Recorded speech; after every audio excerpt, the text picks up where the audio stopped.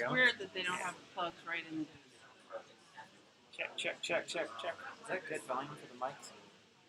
Is that alright? I think so. Because I compared it downstairs to about where Bob was getting. Yeah. Okay. Oh, wait, is this on? Why am I hearing or saying He's got his thing on his. Are you just picking our up your- speaker? Yeah. So am I supposed to be here helping you, or am I supposed to be downstairs? I was going to show you here. Okay, and then you. Check.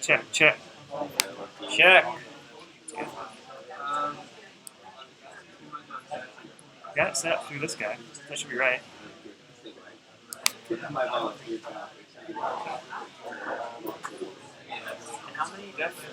45 minutes?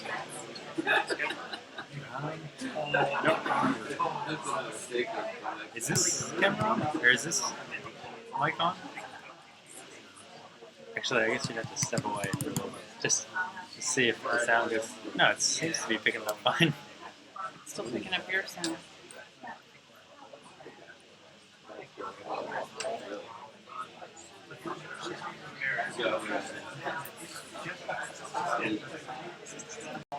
It was still... It's... Yeah. Oh. Is this one on? Mute.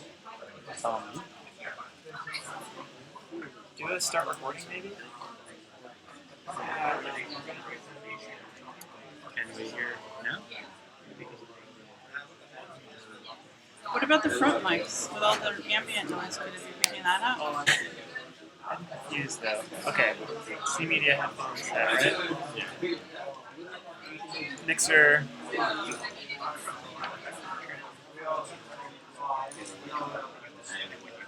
I might need to go down and help.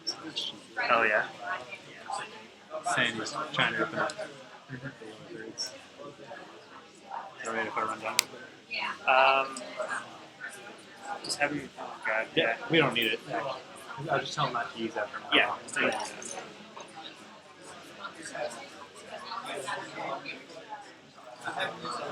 When do we start? Are we starting this at 9:45? There was supposed to be a little break. Yeah. I had the schedule, but I haven't brought it.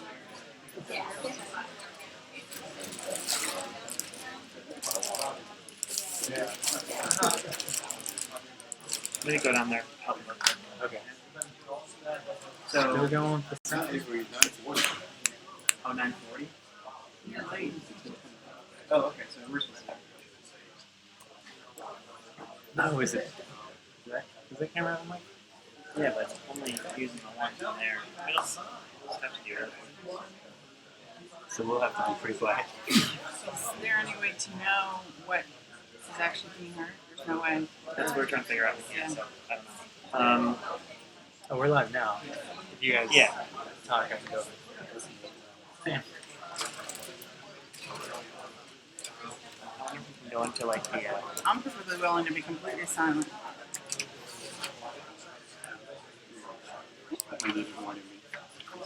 I think I probably do have mine somewhere.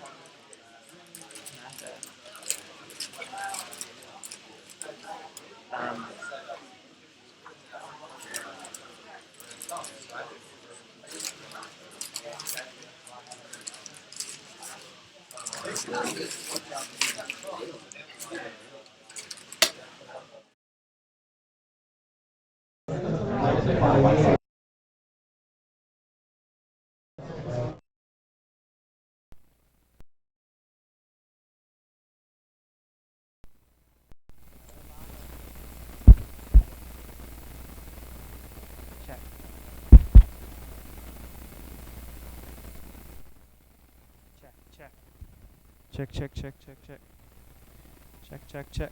How's that? It's better?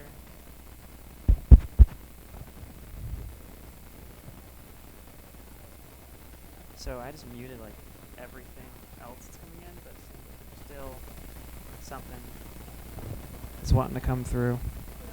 Mic coming up green in there still? A little bit? Yeah.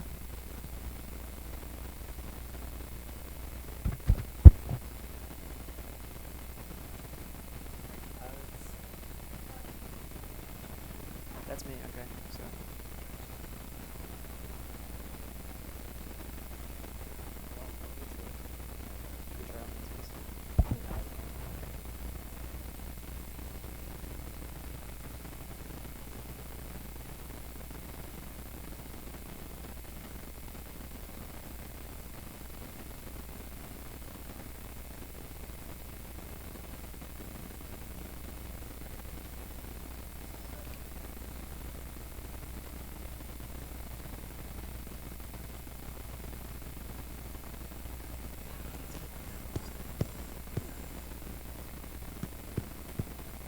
Check. Just seems like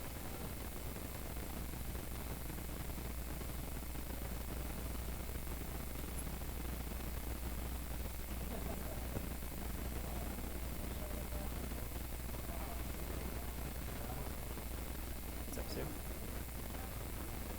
What do we do there? Let's try and it's still.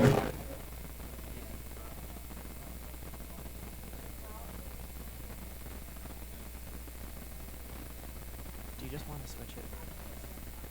Andrew, do you just want to switch it to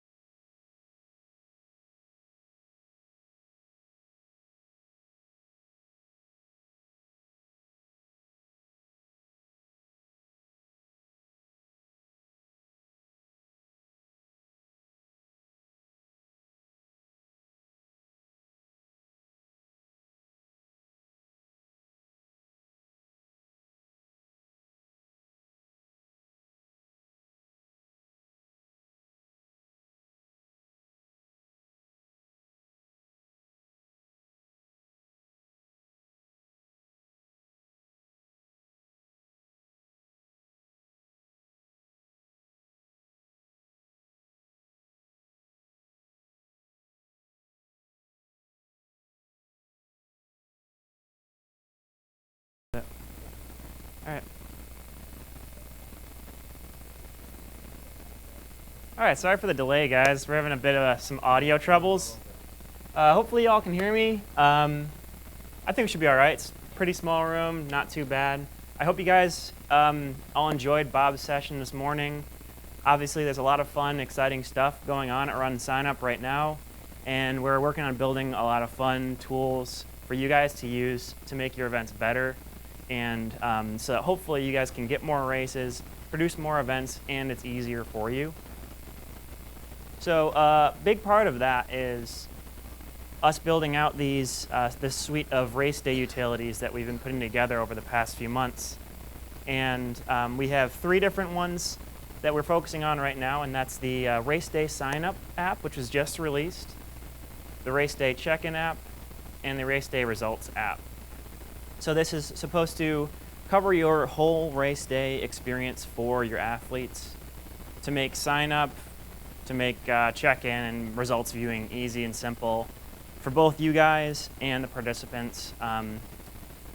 Basically what we've done is we've created a platform that allows us to deploy to multiple different types of devices very easily. So these apps, the way that they're developed such that they can be deployed to Android, iOS, and web versions very simply and very quickly for us, so that updates get pushed out to you guys really quickly. One of the drawbacks that we found originally with looking into this stuff was that it was hard to co-develop an Android app as well as an iOS app at the same time, but we've put together a system that lets us do that and deploy updates to all systems very quickly. So today what I'm going to do is just give you a quick little demonstration of the 3 different types of apps that we have right now and basically how they work and how they run. So I'm going to show you a little bit of the setup of all of them as well. So I'm going to start off with the Race Day Sign-Up, which is our newest addition to this suite.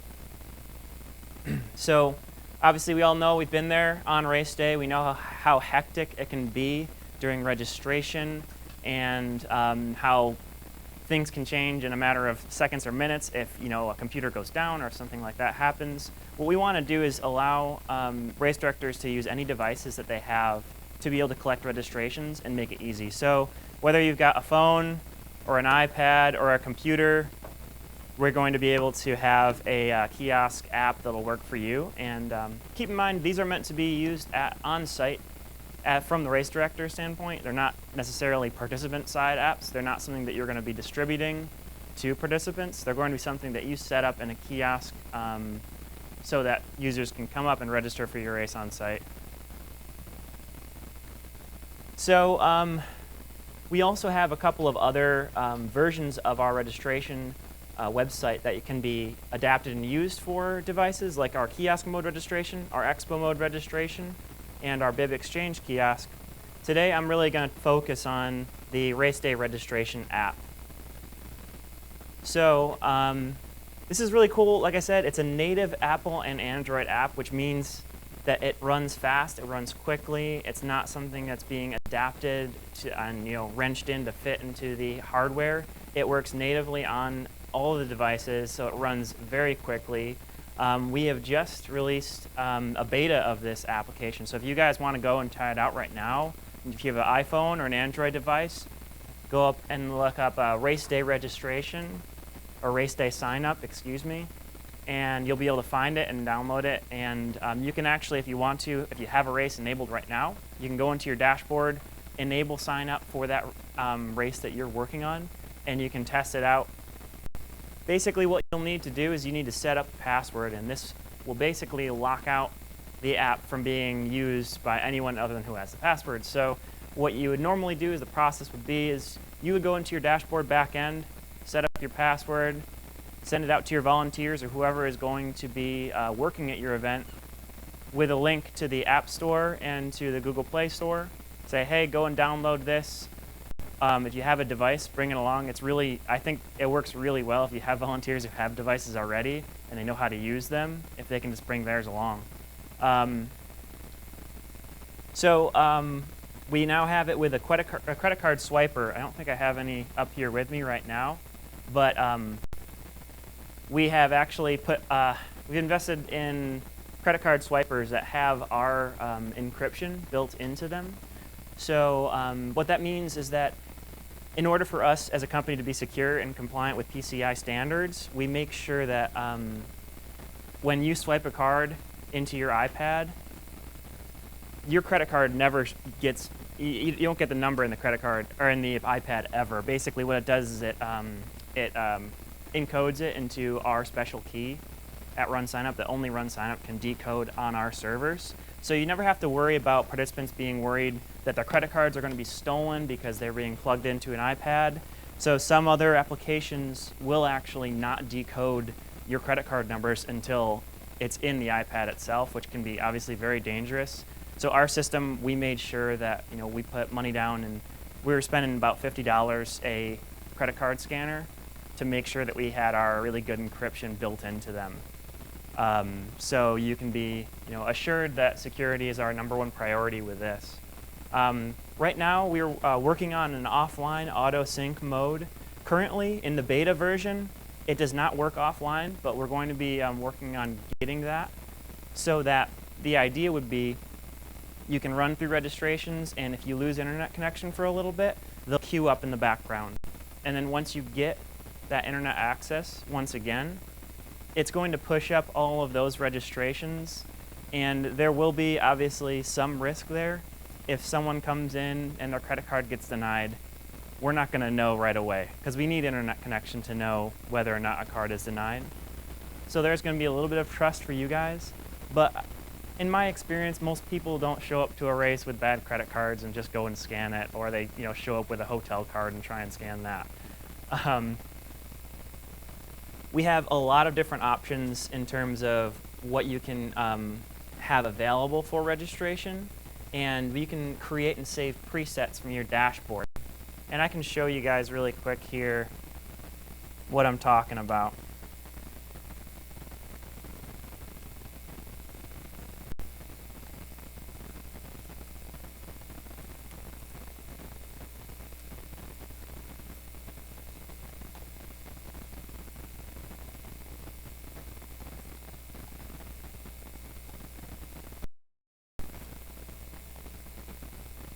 So you guys will see in your dashboard now that you have a registration sign-up app link in your Go Race Day registration menu here.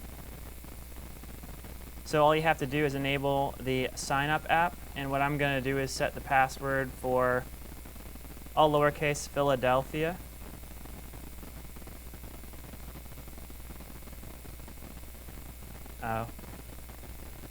Must contain letters and numbers. Philadelphia 2016.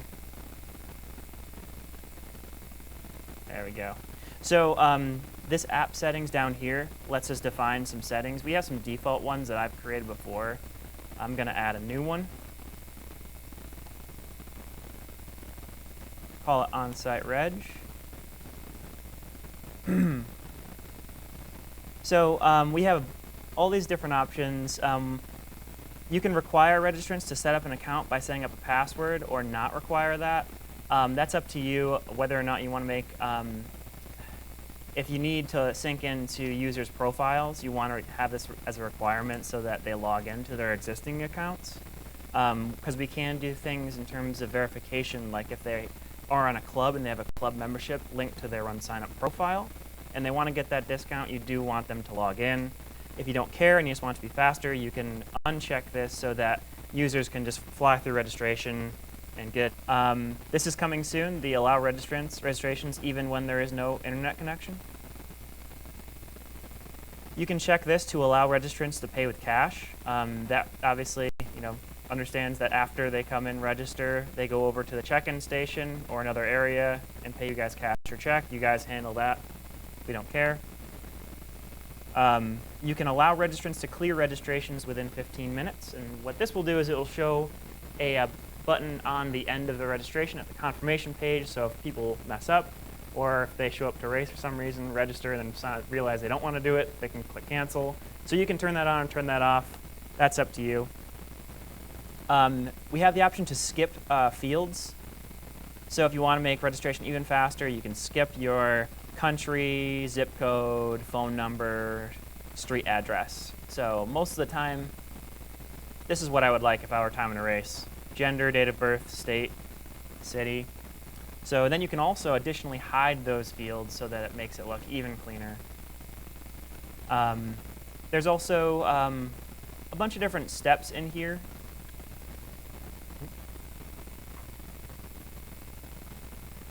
That you can skip if you want to. So memberships, donations, fundraisers, giveaway, custom questions, all these different steps are actually included automatically in the new registration app. But if you want to make it fast, again, you can just fly through them. And you can also allow or skip custom questions. All right, so that's the setup there, and once you've created it, you'd be able to access it in your registration. I wasn't able to get this to connect up to my computer, unfortunately. I was having some troubles, but I can just show you on here kind of what the steps look like. So it's a little too small, isn't it? Either way, if you guys want to check us out, I recommend highly going onto your dashboard if you have a test event set up, taking a look at the registration on the app itself. It looks really quick and really smooth. It works great. And so we are actually going to be giving away, raffling off some of those credit card swipers. I think at the end of the conference we're going to do that. So keep an eye out for it. We're going to be making an announcement about how we're going to do that today at some point. So that's the registration app, and I'm going to go along to the next thing now. So I'm actually going to skip over these. These are our, like I had mentioned before, our other options for collecting on-site registrations that we had done in the past that still work great if you have a full internet connection. What's nice, like I said, about the new version is that it will be offline capable. So in the future, we're going to start to try and phase these out a little bit, but they are options to you, and they are not going to go away for the time being. So right now, we're going to go along to the race day check-in, which is the next step in the process, right? You come to a race site, you get registered, and then we need to check you in. Whether that involves giving a t-shirt away to them, assigning a bib number to them, or just checking their information to verify their identity, so on and so forth. We have the options to be able to do that with a couple different apps. Again, we started off with our web version, which is obviously online only. It works great, but you have to have a solid internet connection. Then we released a Chrome app, which was pretty cool. And what that did is it allowed us to start our offline syncing mode. So that was our first app that we used, our offline syncing database that is very useful for check-in. So what that means is that you can have multiple different units deployed at once that are checking people in simultaneously, and they talk to the server, and the server sends it back down to the units so that they're going to be in sync with each other at all points. So that's really handy if you're doing a big packet pickup or if you're doing multiple location packet pickup, so that you can be assured if someone shows up at one side and they pick up their stuff and they try and, they pick up their friends or whatever, and a friend goes and shows up to a different location and tries to get their stuff, the person over there isn't going to give them a second shirt. They're going to know that they're already checked in because it's going to send that data back up and over. So so it all works pretty flawlessly. Another cool thing we had with the check-in app, or the Chrome app, was that we were able to do label and receipt printing through the computers themselves. So if you are a timer who likes doing dynamic bib assignment, which is where as you come up, all the bib numbers are not assigned, and then as you go, you just hand them out. You're the first guy, you're number 1, you're number 2, you're number 3. What we did was we integrated with some label printers that allowed us to print out all their information right on the bibs right there, just stick them on so that you can still identify your participants even if you're doing dynamic check-in. And now what we have is the Apple and Android app, the Race Day Check-in apps. And what is really nice about those ones is we've sped up the process of checking people in by using the camera in your actual devices, which is really, really cool. So what that entails is if someone has their registration printed out, or even they can pull up their registration email, you can look up their registration automatically just by scanning a QR code or a bib or a barcode. So we've done this at a couple of events, and it is super fast. So it works just like the other check-in apps if you've used them in the past. Obviously, it's just going to work on Android devices and iOS devices. But it's very fast to be able to allow you to look someone up, and if you have bib numbers on, or if you have barcodes on the bib numbers, you can scan it to assign the bib number to that person right away. It's really really pretty cool. And again, that's all customizable in the dashboard so that you can create any different presets that you want. And those are actually shared across the Chrome app and the iOS and Android apps. Go on.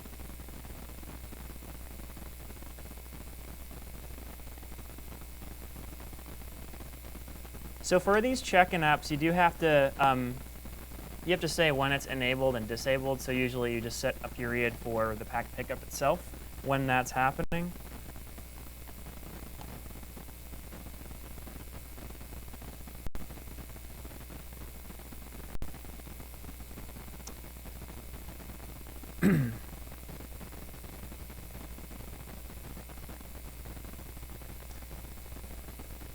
So in here, we have all these different options, and you can choose to show them in the table, show them during the check-in, or make them editable during the check-in. So shown in table means that it's going to show up in the grid when you're checking people in. If you want to see whether they paid or if they paid with cash, you would do like payment details. If you want to check out their waiver sign date, team information, the check-in status, and all that, you can enable it or disable it, whether it's in the table or in the check-in box pop-up that shows up. If you're doing dynamic bib assignment, that's when you would want to select the bib number here so that it's editable during the check-in. Again, if you were collecting cash payments, you can do that through the payment details, and so on and so forth. If you enable the waiver signing here, you'll be able to actually, what's really cool on the app itself, you can, we haven't seen too many people use it, but it's really cool. If you do waiver signing on the app, you can actually like sign on the phone screen itself, and it will sync over to the RunSignUp database. You can click the picture and look at their signature. It's not too useful, but it's pretty cool looking. Yeah. There's a lot of other options here that you can use.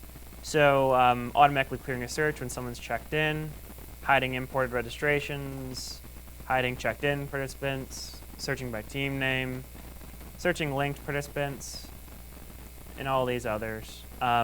We have printing options and management options. And then all the links to the stores over here that you can also view. So I really wish I was able to show you this on my screen, and I apologize for that. But I want to see.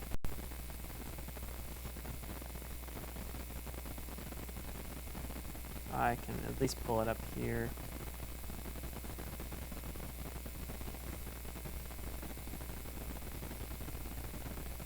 Well.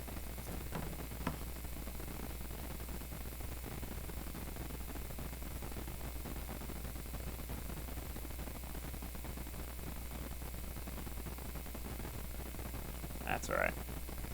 Unfortunately, I'm not going to be able to show it to you guys here, but like I said, I would recommend downloading it and trying it out on your own devices with an event that you have set up, because it's really nice. And if you guys aren't already doing check-in on site with devices like this, I highly recommend it. You can use any different type of device. So we've done testing up to 10,000 participants with this check-in, and it's gone very smooth on most devices. So I usually recommend, if you can get a device that has, if it's an Android device, over 2 gigabytes of memory, and if it's an iOS device, over 1 gigabyte of memory, to be very, very safe that you're not going to run into any slowdown issues.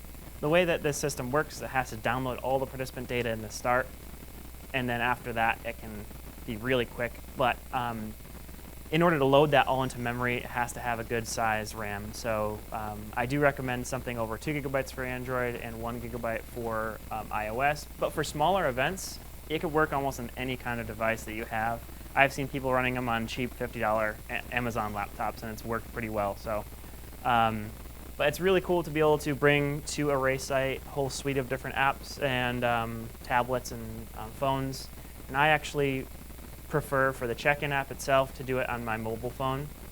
And I've seen people who just train their volunteers and say, hey, bring along your own cell phones we'll install the app for you. It's really easy to get it started, and they already know how to use their phone.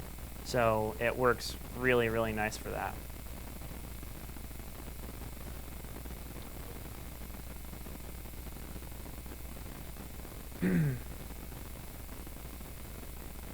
So let's see. Yeah, here's some of the screens from the check-in app, and you can see how it'll show if the waiver isn't signed. You'll need to sign the waiver. This is how bib assignment looks on an iPhone, and it'll give you, like I said, any of that information that you want to show or not show. When you're using the app itself, if you're doing bib assignment or if you're doing check-in here, you click this little scanner button. That's what brings up your camera in order to look up a registration ID or a bib number barcode. So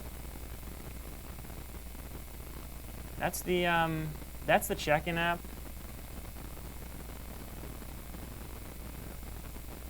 Yeah. Well, sorry. Were you talking the Android iOS one?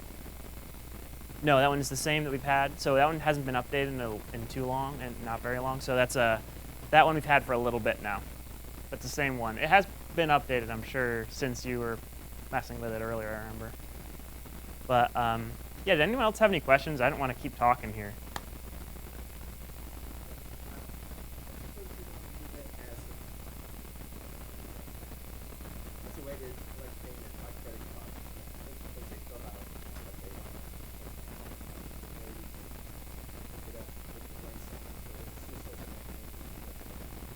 If you wanted to. So what I would do for that situation would be just skip all the steps.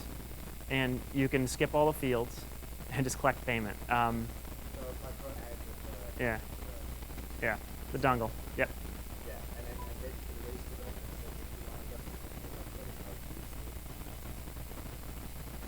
You could probably make that work. So I haven't tested that myself in the field or anything, but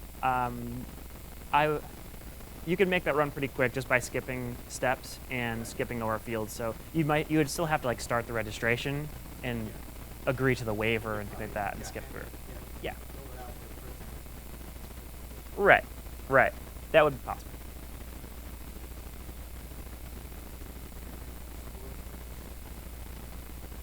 Store purchase, I believe you can in the checkout. If it isn't enabled right now, it will be in the future. I know for sure. That was one of the things. We were integrating all the different parts of your dashboard into this new app. So.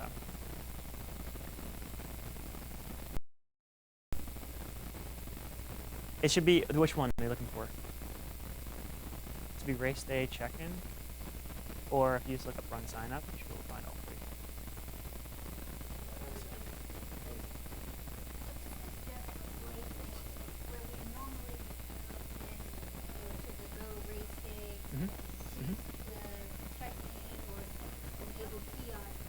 Yeah. This is essentially replacing kiosk mode. Yep. For sign up? Yeah. You can sign up. No, I'm trying to think. We don't have it right now. I think it's something that we're planned on. I know we were talking about it and it's in the beta. We're going to be tackling because it's a little complicated, unfortunately, as you know. But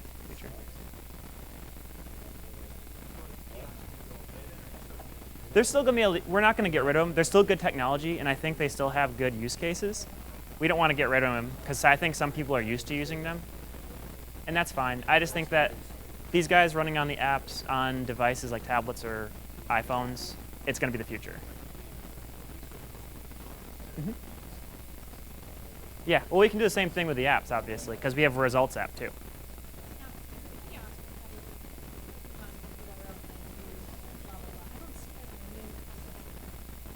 Right, well, there isn't one.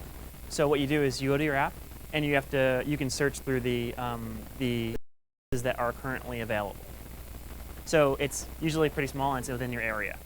So it's like if you're doing the race results one, here's the ones that are available near you, and you just click it, and you put the password in. And so, any questions on the first two I went over again, guys?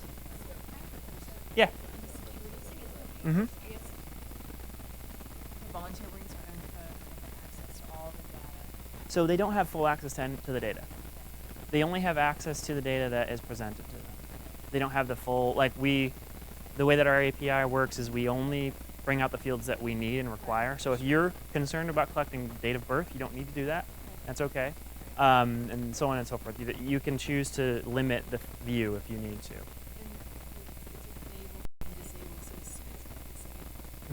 It's gone. Exactly. It's gone. So just make sure we Mhm. understand it. Or is it sign up in order to get the data from the data? Yes. So at some point, it will have to go back. We will be offering the ability to download I think we want to do this, to be able to download like a spreadsheet of participant data. If in the case where you aren't able to get anything at all, you'll be able to push something out to like a Dropbox or something like that. Well, no, you can't do that. Yeah, the idea is we're trying to, we did this for the check-in app. We have a failsafe utility.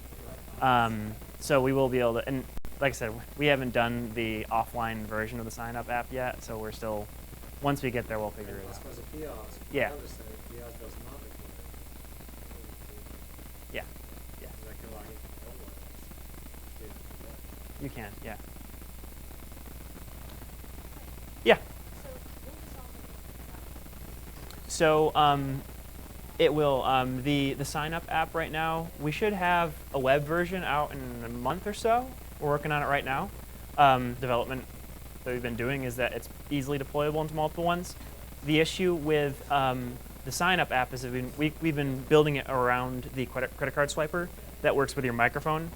So we have to do some development to make it work with USB. And we have to do the data encryption on the USB ones as well as these ones. So that's the holdup now.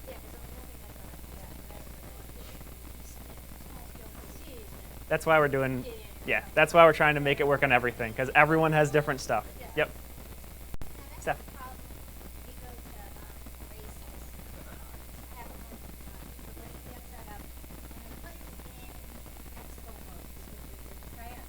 Yeah. Yeah. They couldn't sign if they didn't remember their password. They wouldn't let them sign, just because they didn't. They only go on once a year. They had to, like, when they put their email in, it was like putting your password. Yeah. Didn't know it. How do I? What do I do? How do I be able to kiosk? And in the end, I just had to take it. There's nothing you can do about people forgetting their passwords. Right. I know. Is there a way they would have to use a new email? In most cases, the first representative that people meet from your race is not a person. It's your race website. Your race website is your public image. It is the face of your race, working for you year-round, providing important information to your runners, and attracting new runners to your race. But building and maintaining a professional-looking, modern and mobile-centric website is both difficult and expensive.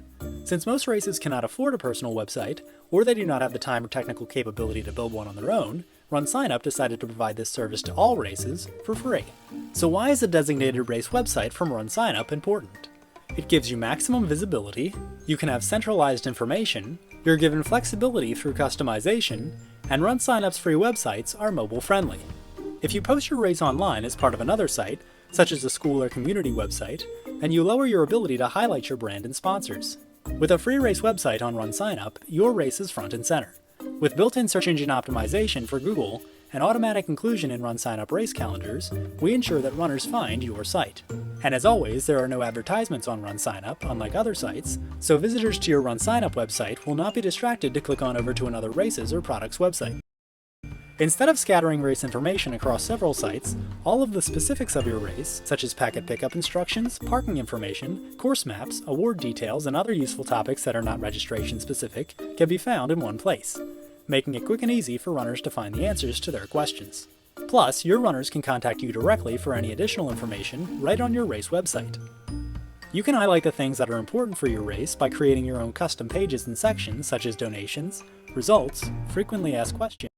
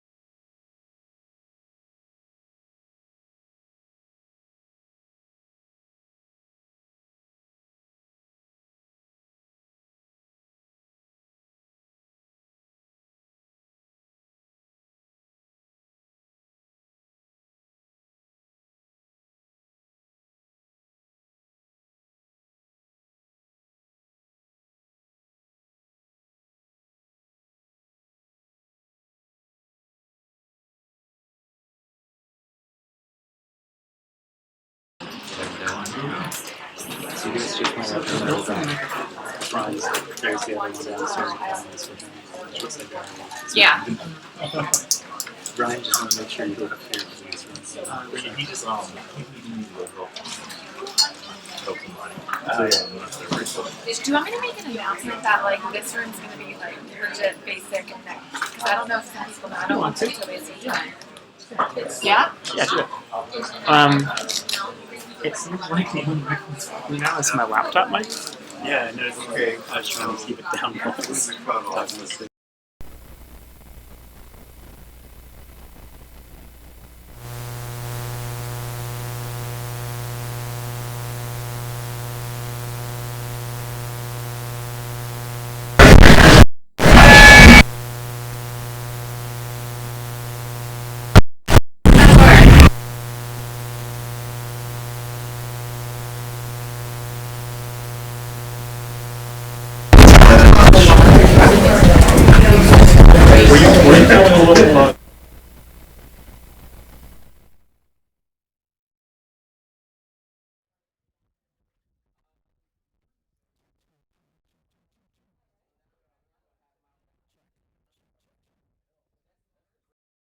You're actually on the bridge. Bottom, right back, and then you go to the city. You start off at like 6:30.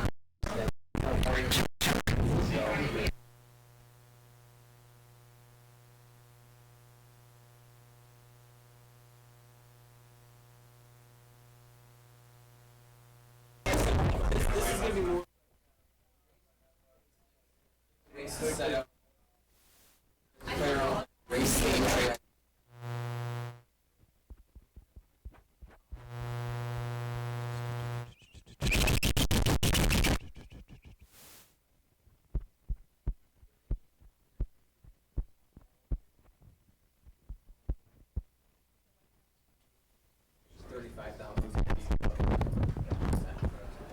We were expecting like 5 to 10 people in this session, but the majority everybody downstairs.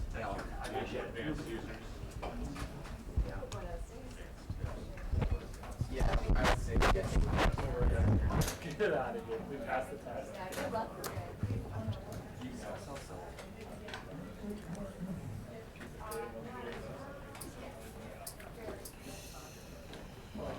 It looks like the number's going down, which is better, but I just want to get these mics freaking like something working. Feel hazy after 2 nights of modern. Worst comes to worst, I can just do this.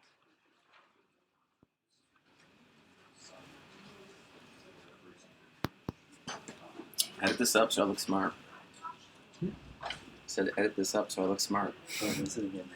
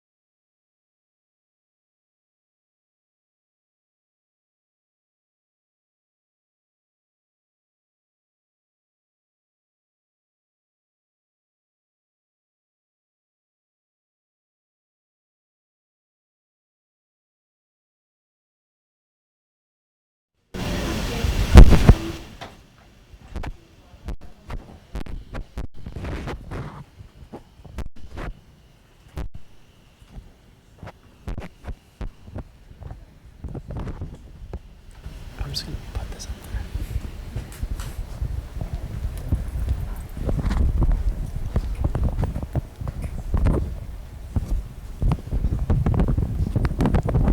Are you talking mostly, or is Herman talking?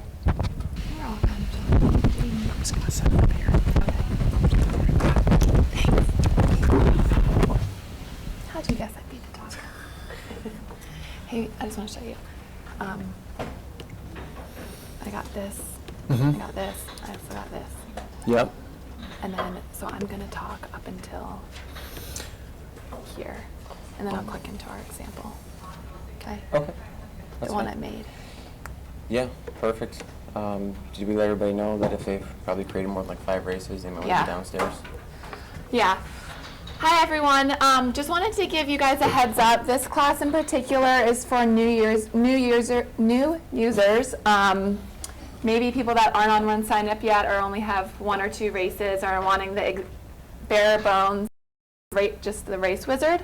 We won't be offended if you want to get up and leave and go down to the more advanced. So I didn't want anyone to have a bad use of their time. But if you're a beginner, this will be a great use of your time. Yeah, So. if you've got like 10 races, just go now. Go downstairs and learn something cool.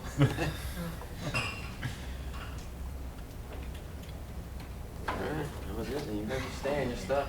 We'll lock you in. It's not on. Hey Matt, my screen went black. Oh.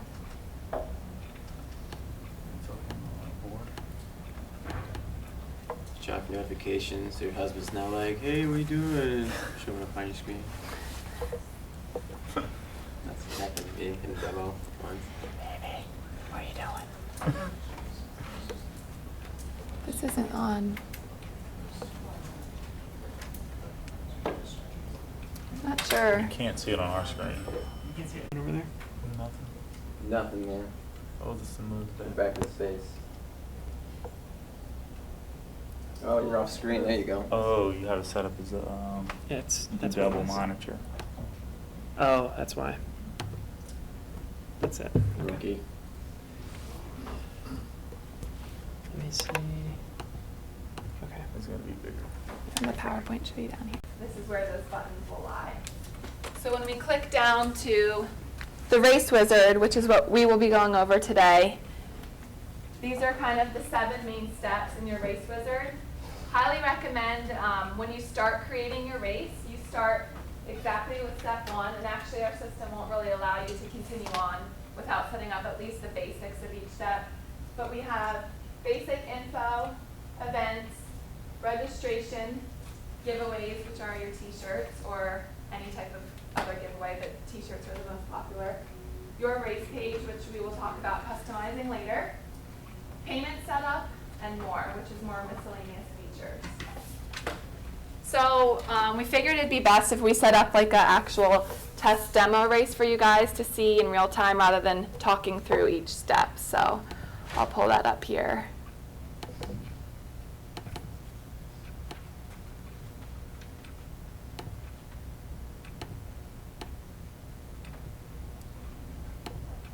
So here we have the RunSignUp Symposium half marathon and 10K.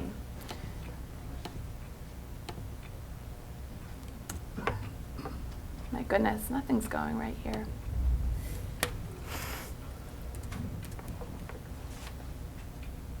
All right. So if you take a look, when you come into the Race Wizard, the first page you're going to see when you're creating the race is the basic info. It's pretty much going to take you through name, the description of your race, the location. With the location, better get the exact street address. Some people maybe put the name of the park. So this is what it is. It's going to show as a directions page on the bottom of your race page where it links to Google Maps. And people could click on it, type their address in, and it'll give them directions on how to get there, just to make it a little easier for them. Let me stop real quick on that. So again, for the new folks here, when you're doing a address line, a big mistake that we see is people will put in the third pavilion on the left in the park. And that's great if you are the race director and you know what you're talking about, but Google is not going to recognize that. So make sure you put something in here that is actually going to link to a Google map. You can put other type of location details in later on, but this has got to be some sort of an address or the name of a park that Google can actually grab for your runners so they can know how to find your place. Go ahead. All right, so then, If I Yeah. choose to create the website using RunSignUp, I fill that blank, right? yes, Yeah. you can leave that blank. And except the race contact email, the other fields are not mandatory. Okay. So for example, if the race was being put on by an organization, normally you'll see the organization website there, so that it'll link them. So with the Facebook pages, one thing to remember is that you have to realize that it needs to be an event page. Some people will set up a page for maybe arena or something like that, and it's not going to read the same. So if you look at how it's laid out, oh wait, moving the wrong thing. How it's laid out here, some pages on Facebook aren't going to read just like this, so when they put it, it's going to get an error. So when somebody goes to like or join your Facebook page, they're going to click it, and then they're going to get the thumb with the bandage on it that says this link doesn't exist. And then we only need the last bit of the page, and also the same for the event, only need the numbers at the end. So definitely test out your links. If you do use these fields, before you make your race live, definitely recommend testing out to make sure all the extra links you're putting in are good to go. And for your event information, so here's where you're going to list your events. One issue we do come across is people put all of their events in one. So for event name, you'll see 5K, 10K / half marathon. So the thing is with that is when somebody goes to register, it's only going to be that 5K, 10K half marathon event. So when you have your event list and they're all under the 5K, 10K half marathon, you're wondering, wait, who's running what? So then that creates an issue. So what you just need to do is use the add another event button, and it's going to bring down a second field for you to put in another event. So now we have our half marathon listed and our 10K listed, so then when people come to the race page, they can pick which one they want to register for, and it'll be easy for you to see which one they're registering for. Something I want to point out too for this is up here, you notice the event name was simply 10K or half marathon. Again, a new thing that we see is maybe you've got the 38th annual Billy Bob's 5K Showdown. Well, the event is the 5K. Don't put Billy Bob's 38th annual 5K Showdown, 10K, you know, because again, it's just, you don't need this long name. The runners, that's going to be the title of the race. These are just the events. So people just want to know, am I doing the half, 10, 5? Quick click. It's a short link. Looks great on mobile. So you don't have this super, super long one. And I wish we had a bad example, but it was something like 38th annual half marathon things yesterday. So Presented by. yeah, Yeah. exactly. And can you click on type really quick? End time mandatory? No. No.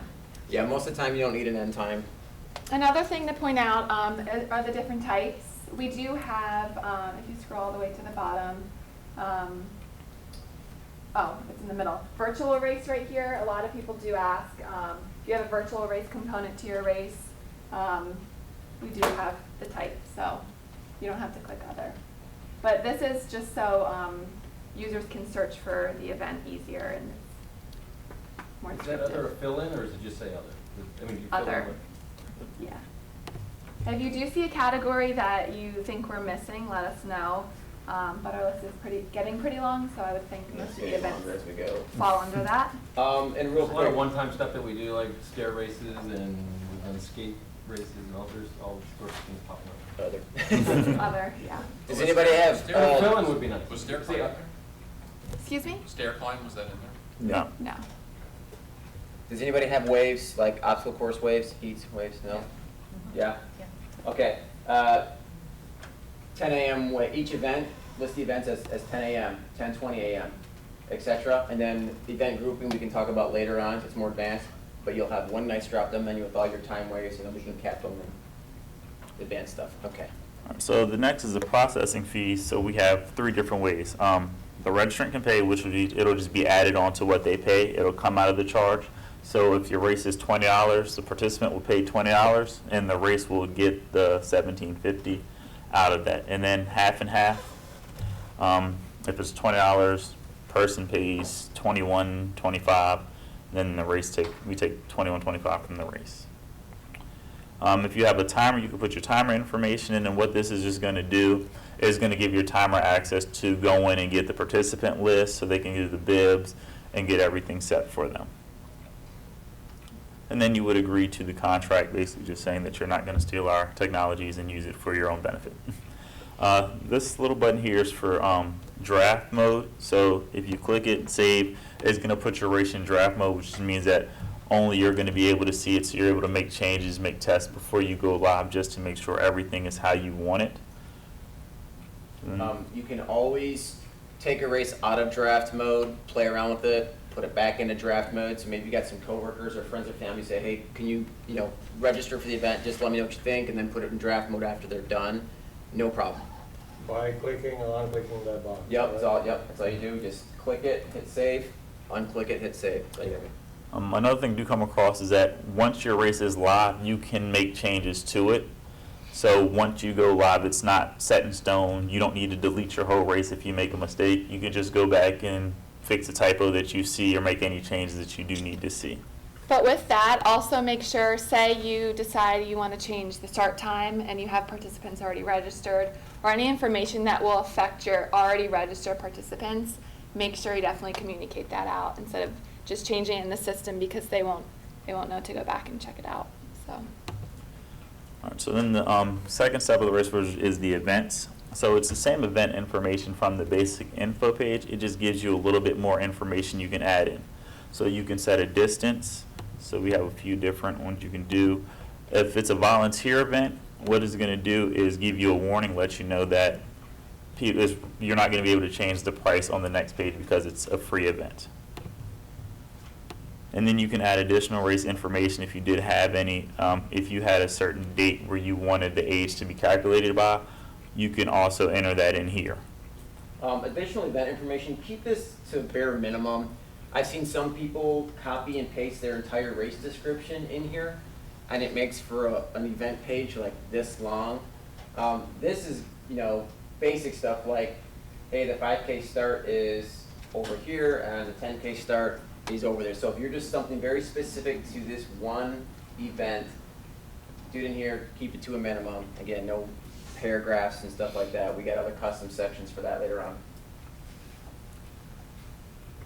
So then that's the event information page, and save and continue. It's going to take you to the registration tab. So this is where you're going to set your pricings and your registration periods. Sorry, I just wanted just to go back. Under type, is that where you would put in, like, if it was a virtual event? Mm-hmm. Yes. Yes. Yep.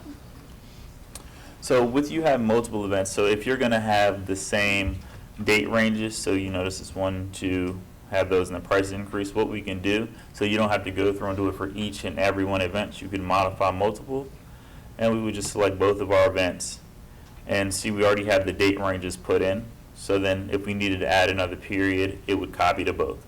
Since we're going to have different prices for the 10K and the half marathon, we would leave the event pricing blank, and then we would have to go and add that in individually. And then also we have, if there's a max number of participants, if you're going to do participant caps, or let's say some events aren't age appropriate, they might be a little longer, so we don't want kids accidentally registering for them, you can set a minimum maximum age range for it. If you have male only events, male female only events, you can do all of this on this page. And then also we have a, if you have a paper registration form, some people don't like to register online, so they can come print out the paper registration, bring it in with them on race day, or they can mail it in. It just depends on how you are going to be taking those. And if you want to skip some fields, so for example, if you don't care the exact street address of where your participant lives, and you kind of want to get them through registration faster, you can uncheck certain ones, check them again, then you can hide registration fields if you would like. You guys won't see this. This is admin only settings. Waiver, we already have a waiver in there for you, but you are able to edit and change it as you would like, just to protect yourselves and your runners. If you check the box, it gives you some options of how you want participants to sign the waiver. It's going to default to just checking a box, so you can have them enter their name, enter their date, things like that, just so it kind of helps you. You sign the waiver, you type all this extra information in, there's no way you didn't see the waiver. We do have allowed registrants to skip signing the waiver. I wouldn't recommend that, because if you do require them to sign the waiver, you're going to have to chase them down, get them to sign the waiver, maybe day of race, maybe sending them emails before the race, which could be annoying for you and them. Can you scroll up to the top real quick? Yeah. It's just something I want to point out that I did set up on this race. If you're wondering what the red text is, I'm not going to go into all the special pricing features we have, but just really quickly, if you do have them set up, such as age-based pricing, say I wanted to register everyone in this room together for a marathon and I was going to do it, say, I guess maybe there's 25 of you. The race had 25 or more, you get a special price. That's what multi-person pricing means at once. Age-based pricing, if I wanted a price for 12 and unders, that would automatically kick in if I registered my daughter for the race. So if you do have that set up, this is just kind of some warnings and reminders to let you know that they're there and they will go into effect automatically. But your base normal pricing, you will still want to set up in the registration step 3 here. So on the registration options, you can upload the registration form, meaning for morning of the You race can- to do the hand. Paper. I don't see a lot of people upload the registration form. Herman, you might, I don't know. It's normally when what races are going to deal with a lot of older people who may not have access to wanting to pay online, so people don't trust the internet or wanting to use their credit cards online. So they'll ask, how can I print out a waiver, mail you a check with the online registration form? So they'll just print it out, fill it in, send a check in for their registration. And then on the dashboard, if you go to participants and then import, you can actually upload their information if you have that piece of paper in hand. So they're in, yeah, the registration. Yep. Yeah, that's a good point. So again, we have an import feature. Again, not trying to get too far down that rabbit hole, but all your paper apps that come in, use the import feature to make sure you're getting them into the system. Very important. That way you have all your runners in one place. It's good for your counting to know how many you had this year, how many you have next year. If they have email addresses, it's great again for if you're going to be use it for email marketing going into, finishing up this year or going into next year's race. You'll have that information in there.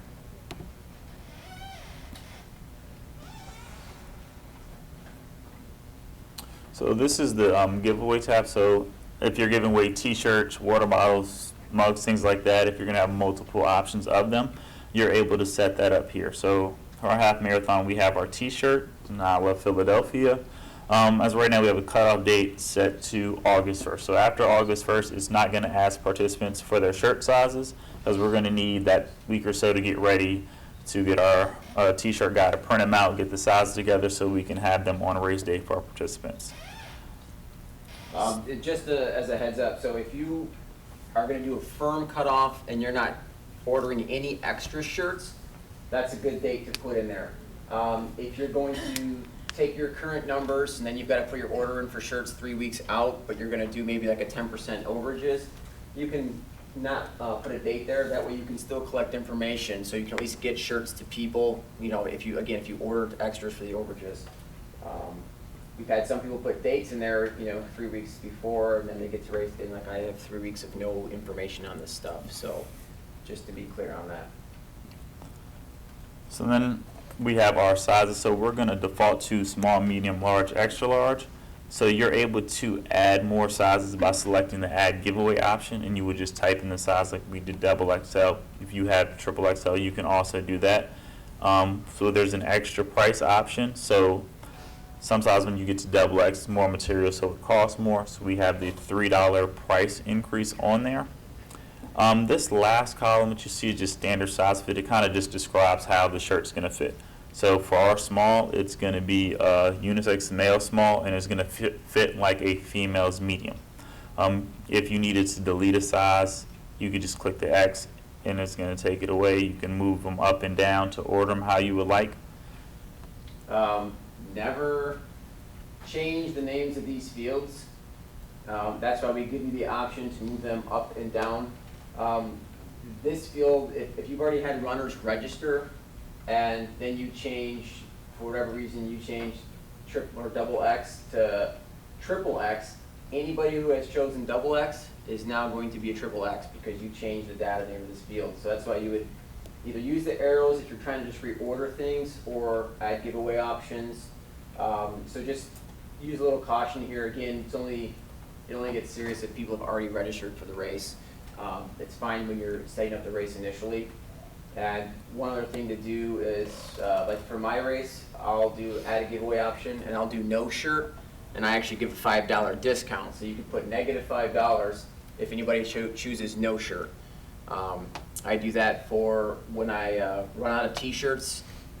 If their size is no longer available because they use their inventory management system, like I can't choose a small, I can't choose a medium, I don't want larges and extra larges, I'll just choose no shirt and then get some money back, and then I'm happy and everybody's happy. So more advanced stuff there. And then it'd be the same thing for your other event, the 10K. If you are going to have the same shirt options for both, you can use the modify multiple that's going to show up at the top. So anytime you have multiple events, you're going to see that on most of the pages, just so you don't have to enter the information in twice. You could just do it once and apply it to both.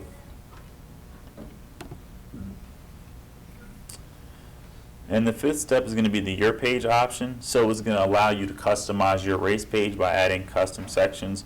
Your race logo. One thing, if you look, you know your race logo is going to have to be one of these formats.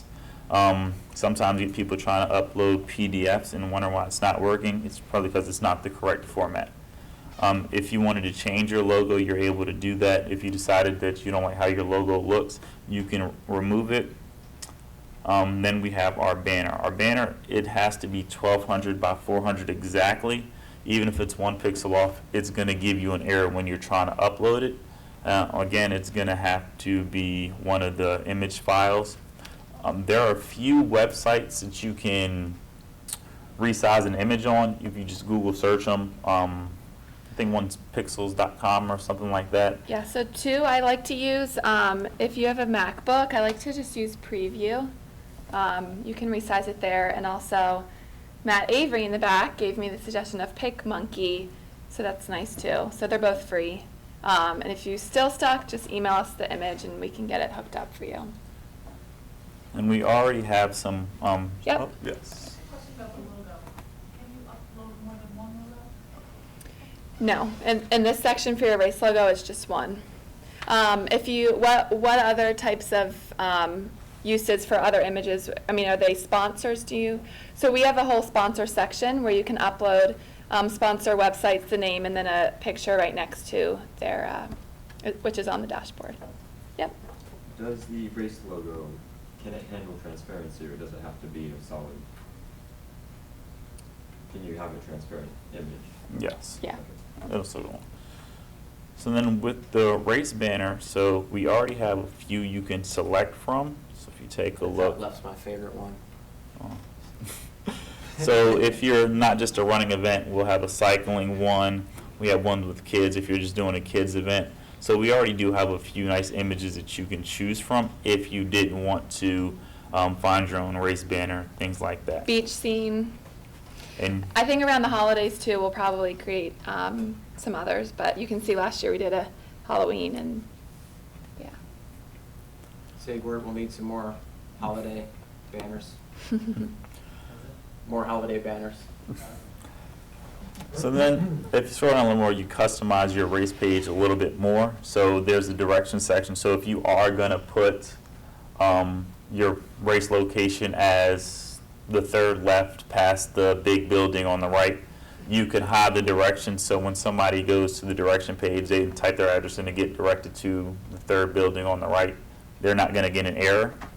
You can use the contact form instead of listing your email as a custom section, so this way somebody won't have your information. They can just fill out their name, ways that you can contact them, and then put their question in.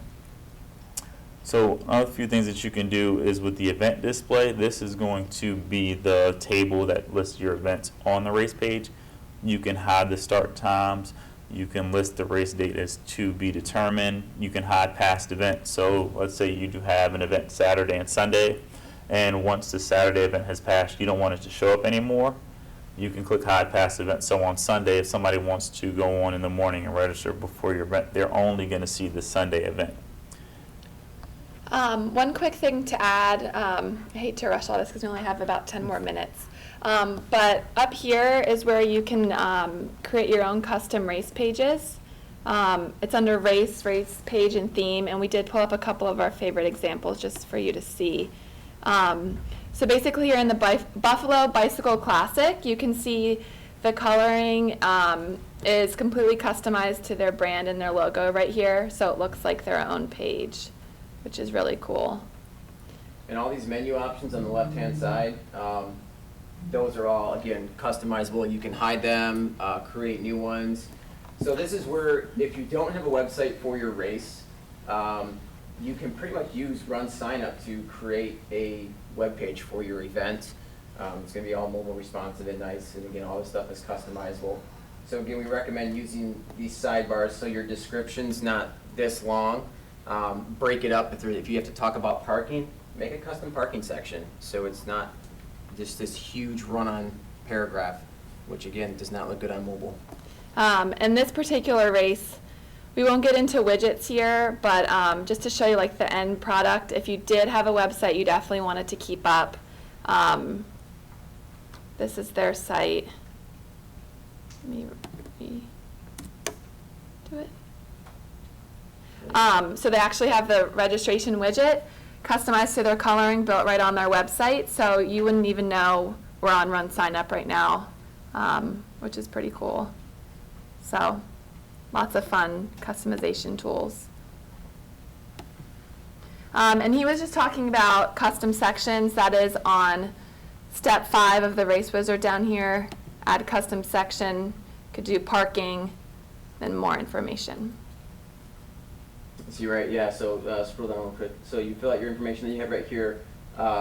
These radio buttons here where you would put under the page content, or you can make them side menu options using this stuff down here. And we can go either grab us for one-on-ones, or we can do something later on to talk a little bit more how to customize your race page. Payment section, this is always the fun one. As a lot of you may have known, within the past year, we have become our own payment facilitator. So we have 2 options for payments. We have manual and direct. Manual, you have the option of getting a check weekly, and then direct, you can choose to get the checks deposited daily, weekly, or monthly. We do recommend setting up direct, though, because through Vantiv, because you will have lower fees and have better access to more advanced financial reporting on our site. This is really important that you set this up before you go live to process registrations. If you don't and you do the setup later method right here, you will only be able to process up to $2,000, and then it will cut you off. So we've definitely had races that haven't taken the time to set up their payment information, get approved through our underwriting system, which doesn't take too long. You just have to fill out the steps. And then they open their registration, and it shuts off because they hit the $2,000 limit. So it's really important you take a look at this and get this complete before you open up your race. It is going to ask for things like last four of a SOCH, tax IDs for business. Again, sometimes people push back, why do you need that information? You are collecting real dollars, and the IRS likes to know where those real dollars are going, so we do need to have a trail of that stuff.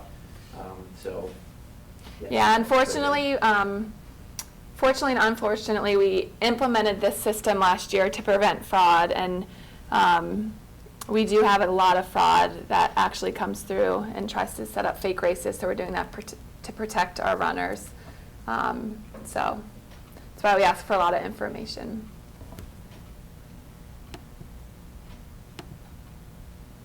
Any questions? Yeah, I wanted to know how to change it for your payment from manual to, what is it, like direct EFT? Direct deposit? Yeah. I can show you when we're done with this, but you would go into your race settings and then the financial tab, and there's a drop down. You can switch your payment summary. I can show you after this. Thank you. Yep. I saw a reference there to a draft mode and a test mode. What's the difference?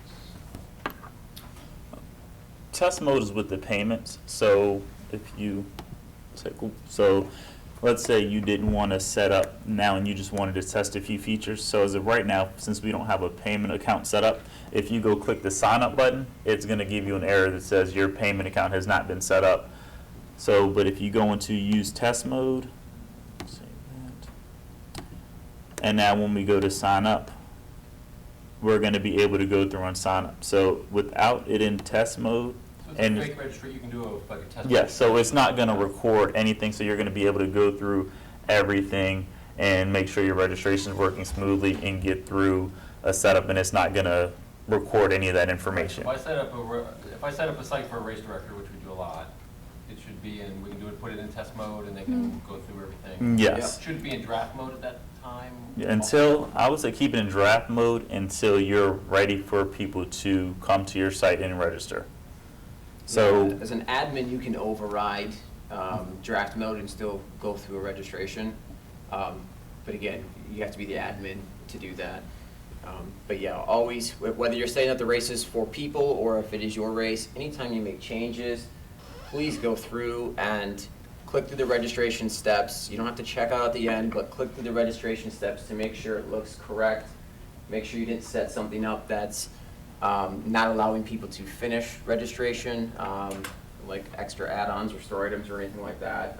And that's also where you'll catch any goofy paragraphs or spelling mistakes and stuff that you might have missed. Yeah, especially if you're writing any instructions to your runners or participants on registration processes or steps. It's just really important you go through them yourself so you know exactly what's popping up on the screen. You would be surprised how many people don't look at the registration at all, and then they're confused on what their steps look like. So that's just an important piece. And to your point about setting up races for race directors, and giving people access, whether it be coworkers or volunteers or anyone that's helping you with the race. Just a quick look here. If you go to your dashboard and then race and secure access info sharing, this is where you would be able to give people extra access. You go add access. Before you do this, they need to create a RunSignUp account. So let them know, go to runsignup.com, click on sign up, and once they have an account, they can get an email from us when you enter their email in this field. And you have all these options to give them the specific access you want. So some people just have like financial access or just participant access. Maybe you've got a volunteer coordinator, you would just give them volunteer access so they can't go in and change the pricing of your race or anything like that, and they'll just see. And also, the access that you give them will determine which of this stuff they see. So again, if it's a volunteer or something, they're not going to see all this stuff and be confused. They're just going to have one little spot that they can go into, and you're going to kind of keep them safe and yourself. Right, so just so that I'm straight, draft mode means random people can't find the race if they're just searching for it. it's unsearchable. Correct. And then test mode means somebody can do go through the registration process without actually registering. Yes. Will it show up on calendars in test mode? No. Okay. No. Yeah, so until it goes public, it's not going to show up on any of the calendars RunSignUp's tied into. Which, again, for the new folks, we're tied into, a lot of running stores use our calendar for their running store calendar. So if you're around them and you list your race, it might automatically pop up on their calendar. Running USA, we're tied into them as well. So I think once a week, they make a API call to RunSignUp, and any new races they put up on Running USA. So you don't have to hunt the calendars and put your races up. If they're on RunSignUp, odds are we're probably going to push them automatically to the places in your area. So. I wanted to give everyone our contact emails as well. I don't know if you can see that, but it's pretty easy. Lauren at RunSignUp, Jordan Herman at RunSignUp. Herman and I work with a lot of the brand new races, so please feel free to email us for any support questions, any questions you have. We are a couple minutes over. Does anyone, but if you have any questions, feel free to ask. Yep. I want to create another race for a week later, pretty much same format. Yep, you would Can I- click the Create a Race button when you log in to RunSignUp, and it'd be a fresh start. It wouldn't affect your other race. So it's If I wanna similar. Copy some data. Copy. from the other one. You want to know about copy? You got a Yeah, copy button. copy the race and make some adjustments like date and location. Yes, Yep. like if you have 3, 4 similar races, if you go into the race dashboard, there's going to be an action button. So if you click on action common task, Yeah, action, I see common task. And then action if you- size common task. you see the action button. If you click on that, it'll give you the drop down. So then you can just copy the race. Oh, okay. So then when you copy it, it's going to pull the information again. And then you could just change what you need. So let's say you could change the name, maybe if you needed to change the location, but it's going to be the same exact race, you can do that. Okay. And then Yeah, once you series and get stuff down this to the is great bottom, for. Yeah, I you see can that. see, select what you want to copy from it, Mhm. and then you would just copy the race. Okay, I got one more question. Mhm.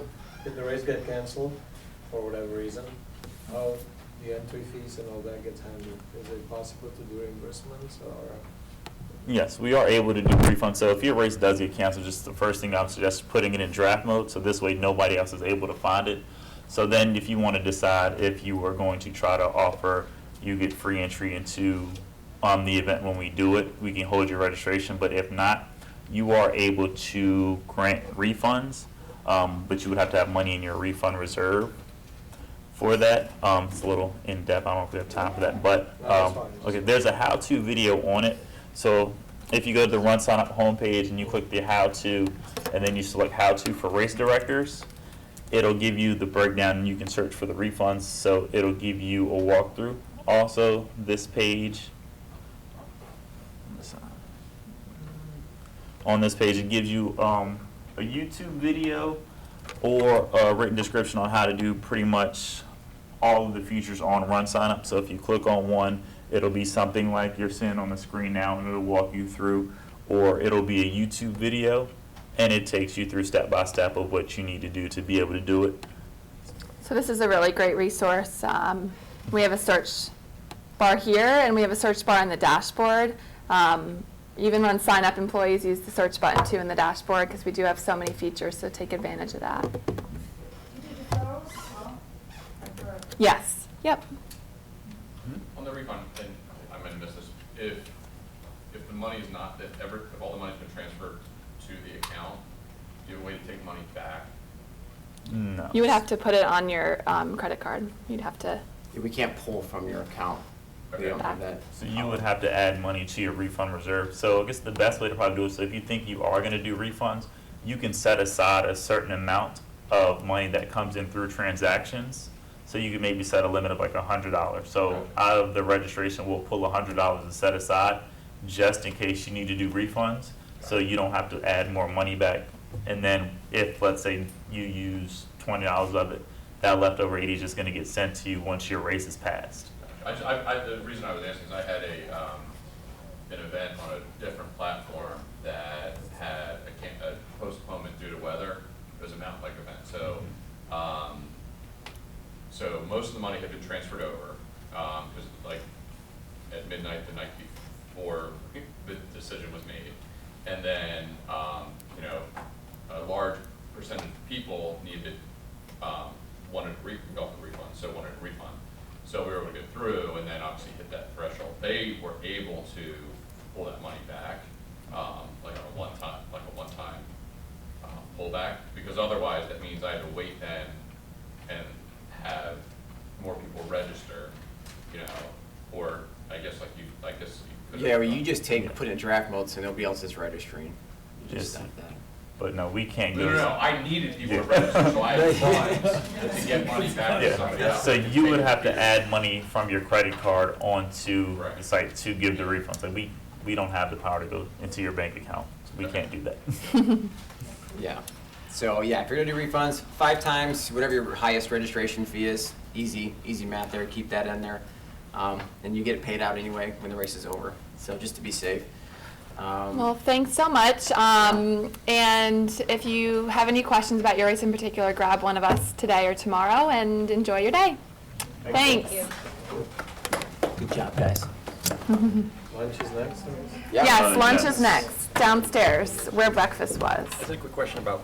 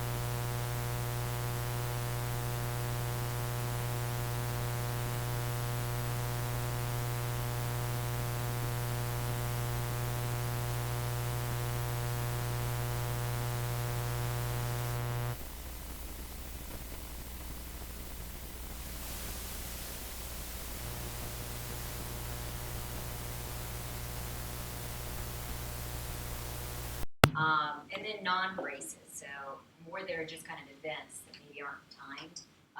Bike Maine is I think it's a 7-day course, and it's just, it's a vacation kind of event, and that's a new one that just came to us. So the user response, we get tremendous positive feedback from users. These are just a couple of words.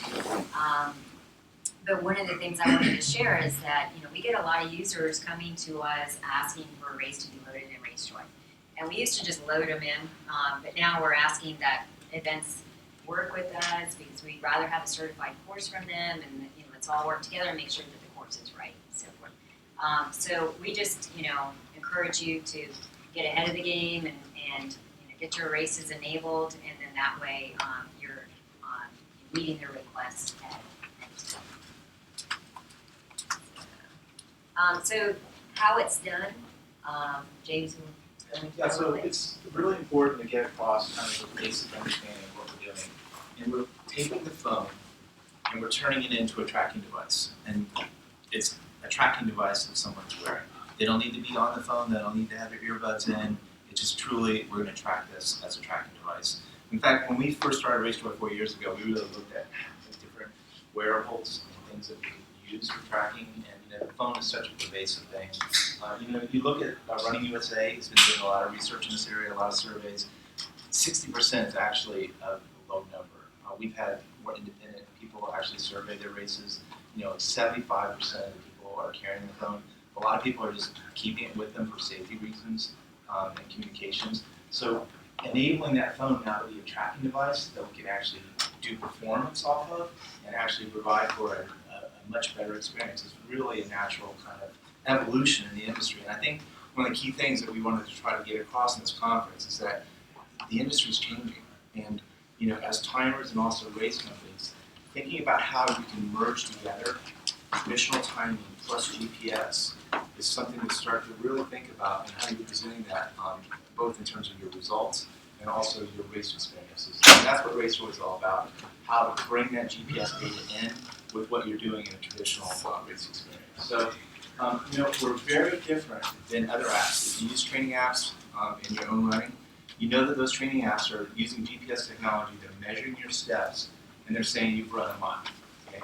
Our technology is very different. We're looking at a certified course that you set out for your course. We're using that as a route.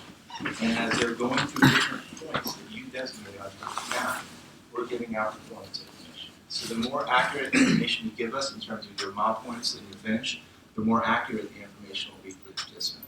So it's not based on number of steps, it's based upon me moving through a path, and then I'm getting within proximity of milestones that you set up. Very different. We're native on Apple and Android, very high performing, very intuitive interface. If I'm an Apple user, I'm expecting to see tab bars. If I'm an Android user, I'm expecting to see menu bars. So, again, we take the extra time and development to build native apps for both Apple and Android. We run on tablets, iPads, and all types of tablets in native form. A lot of apps aren't universal. We are for Apple. We have a lot of race directors using it on iPads and kind of doing nice things. And Shelley will talk about that in a minute in terms of monitoring the race, both the lead, the tail, and lots of other things. So really, it's a foundation system that will allow us to do a lot of things in the future. And I think, as you watch RaceJoy in the next few years, you're going to see other things that we're doing to enhance that race experience. Not just about position, but now start thinking about heart rate and other things that can really change how you present the race experience for those participants. Okay. What are the limitations? I mean, obviously, you've got to be connected to GPS. Your phone has to stay charged the whole race and not die. What are some of the other? I mean, what are the big? So what are the pitfalls? What are the common stories? And the question is kind of like what typically goes wrong in terms of cell coverage, battery usage, and so we'll share a little bit of that right now. That's a good question. So our technology is different in terms of battery. We'll talk about that in a second. We are measuring and we're able to optimize how often we sample. So like a training app like Map My Run or RunKeeper, they're sampling very much off that GPS, and so their sample rate's going to be much higher than RaceJoy. The reason why is the RaceJoy is just looking at your position based upon that certified course and deciding based upon that course, how often I need to sample. We have a lot of use cases where we've had people on Android devices do as far as 18 hours of tracking on a single charge. Our average that we publicize is that 8 hours is very reasonable for us using RaceStro. We have a lot of people using them every weekend on marathons. Ladies out there for the men for 8 hours, not a problem. Limitation on notification races, ladies here. So so we did our race recently in Yosemite. That was one of those experiences where we had really bad cell coverage in some areas. And so that will really drain the battery faster. That's the #1 battery killer. It's looking for signal More on cell Yeah. connectivity. We do a big race up in. Is there a way to disable that search function while still keeping GPS active? So we do a big race every year up in Utah. And so when we know ahead of time from the race director, we actually tell everybody, and we have it on the map, we do a big overlay. No cell here. We tell them all to just wait to turn on their phone until they come out of the scanner, and then they have tracking all the way to the internet. So there's definitely things, again, you give us good information about bad zones, we can help communicate to users. Good question. So they have to have the app on and hit start or something, and then they just can put in their, on their little, what do they call those things in their arm, and be good? That's it. Yeah, and you're starting to see a lot of apparel companies really thinking about how to integrate phone technology into wearables. I see some really nice designs coming where you just start it, put it away. It's not. It's such a light thing. You think so definitely, that's all it takes. And we still, you know, But you need a phone GPS enabled. Yep. Obviously. And we do still get the question of, you know, do people carry their phones during the race? And clearly, I mean, we say that the boat has sailed on that one, so they're definitely carrying their phones. Even triathlon? I mean, yeah. So we have actually, I don't know if Brian's here. We have a company out of Wisconsin that's really helping to promote that for all this triathlon. Keep off the whole series. And you know, for triathlon, we send out a pre-race email just telling them, hey, when you're coming out of transition from the swim, hit that start my race, put that thing away. You're not supposed to be on the phone. You know the rules. It's just a tracker. And now all of a sudden, the triathlon experience has been like revolutionary. We have people telling us it's crazy. I'm telling them in real time their estimated time to T2, and their time that elapsed in that segment. And then now as they transition to the next segment, so they're getting real-time performance information that's broken down by segment. It's really changing like that information, and it's being fed back to them. Another thing that Shelley's going to cover in a minute is really interesting, is we have this technology called proximity alerts. So now, triathletes are a different breed, and that's the reason I come from that world. They love this type of stuff. They can track their competition. Okay?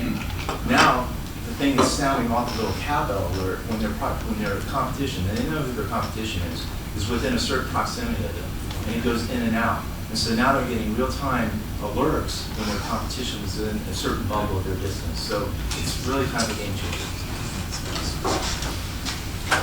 Now, there's still the Ironmans and so Yeah, forth. WTC has a hard fast rule. If they see you with phone, they're going to knock you out of the race. So, but we just tell people, you know, carry it, don't be on it.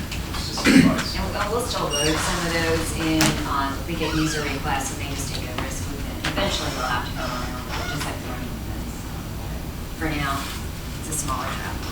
You said that they were requiring it for safety, so I noticed you can only track as a user 20. We change it. But that's the participant, right? But can the race director track everyone in the field? Yeah. And So- can you? Well, we're going to. So we just finished in development, and it's going to be coming out on your dashboard. So we're going to talk about a lot of what's new today. But we have this new tool for your time reservation management. You can go right on your dashboard, and this will be coming out in about a month. And you'll be able to monitor your entire field. It's completely unlimited. Of course, if you start trying to put on any kind of Google Maps, we use Google Map technology. 300 nodes, it's just overwhelming information. But you'll see with this tool is a way to break down your field based on markers, seeing who's gone there. It's a really powerful monitoring tool, and we're going to make that available to you as race fans and operations. We're getting a lot of requests for that very thing. Sorry to do so that. I mean, I'm talking about it. It's always like, are there people still on the course? Absolutely. Right. Okay. Now, obviously, we have to be using race joy. Yeah. Right, Yeah. yes, especially the last person. Yeah. Yeah. So yeah, it's very helpful. Like she was referring to this event this weekend. They required everybody, it was a safety day, and they were able to, you know, not everybody of course obeys the rules, but those did. They could really see from a safety perspective who was out on the water.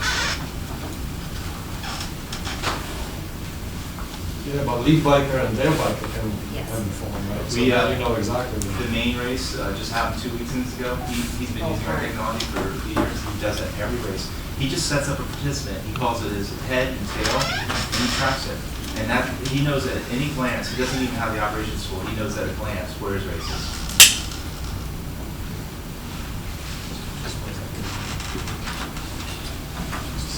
So these are the key features that we'll kind of go through a little bit more detail. But they, you know, the main thing is the live GPS phone tracking. So that's them watching their glued up move on a map, an interactive course map, a GPS-based progress alerts, which I'll get into.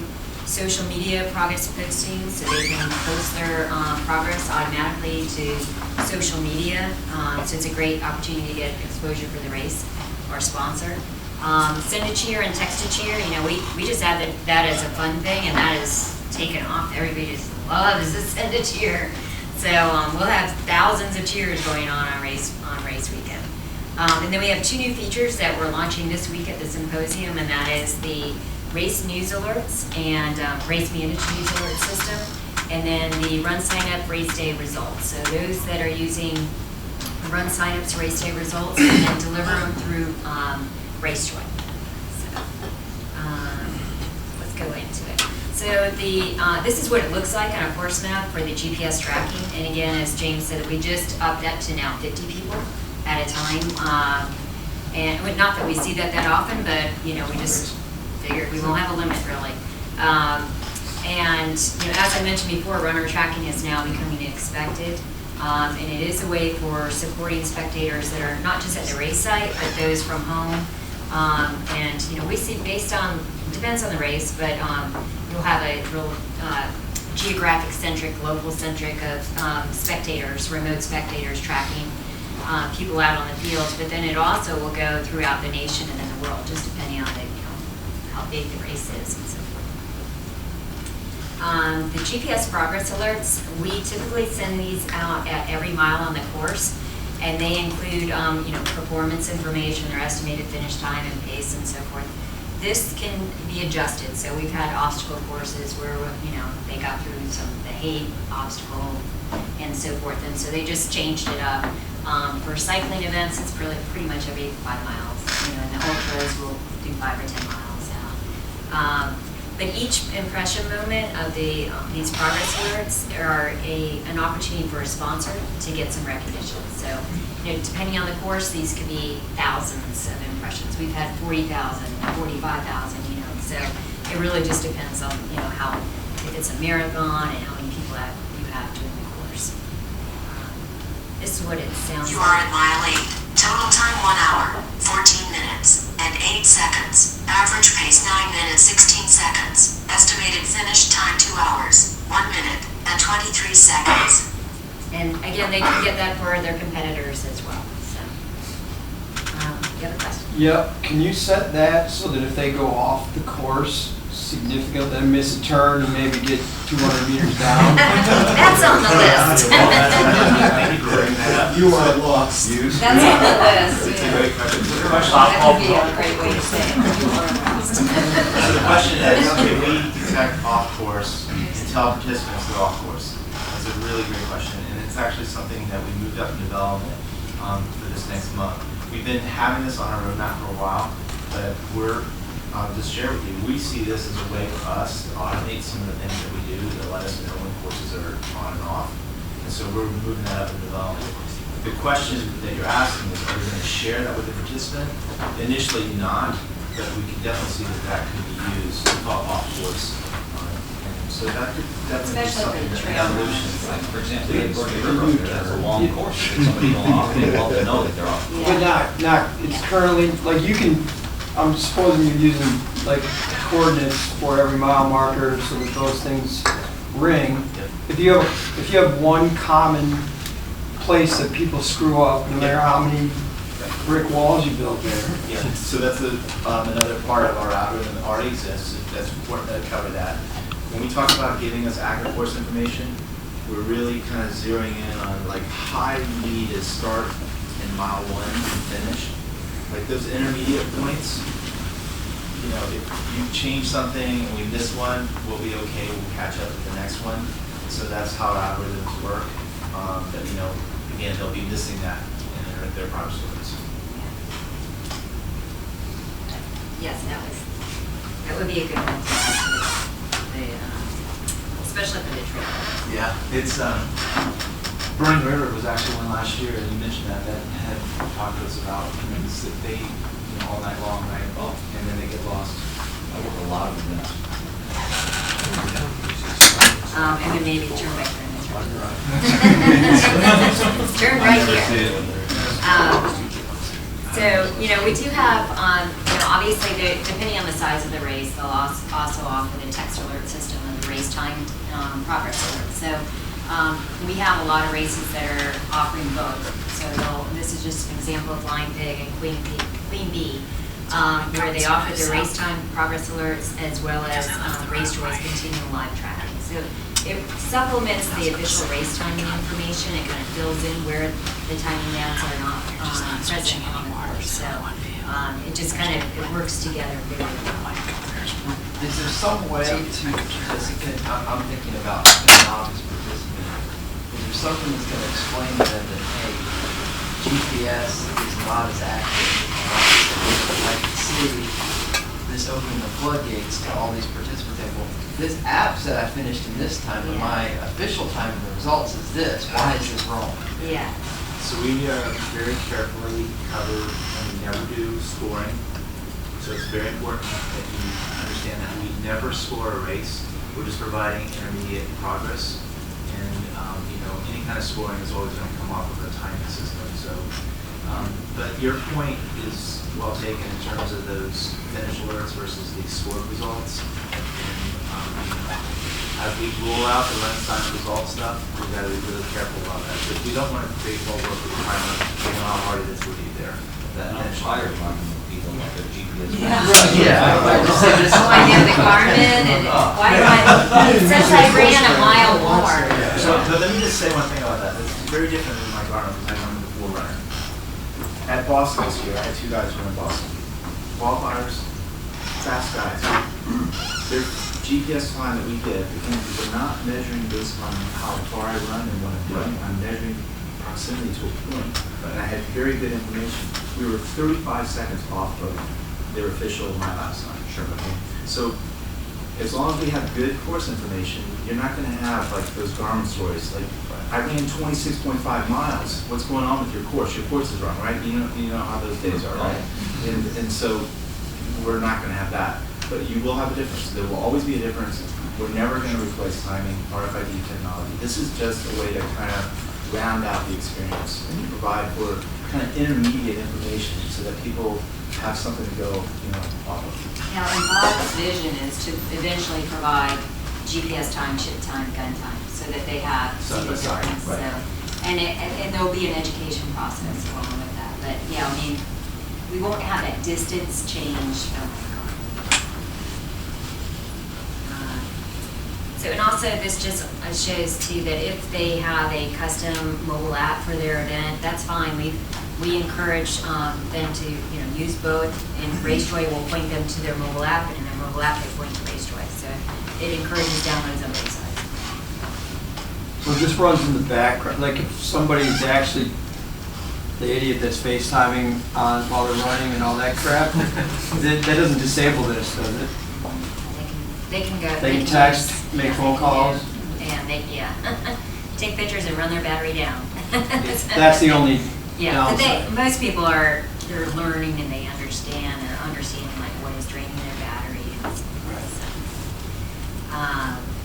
so as I mentioned before, Senate Cheer is a very popular feature, And, you know, we have pre-canned audio cheer clips that we load. We can include custom ones, so if you have a special event, we've done that for Flying Pig and for a number of races.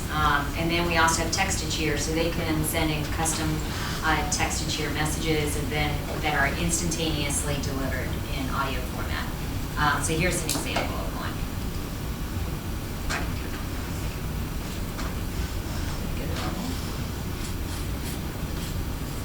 You are Dad, watching you run that marathon was the proudest 2.5 days of my life. I love you with all my heart. If I don't see you again soon, I'm gonna die.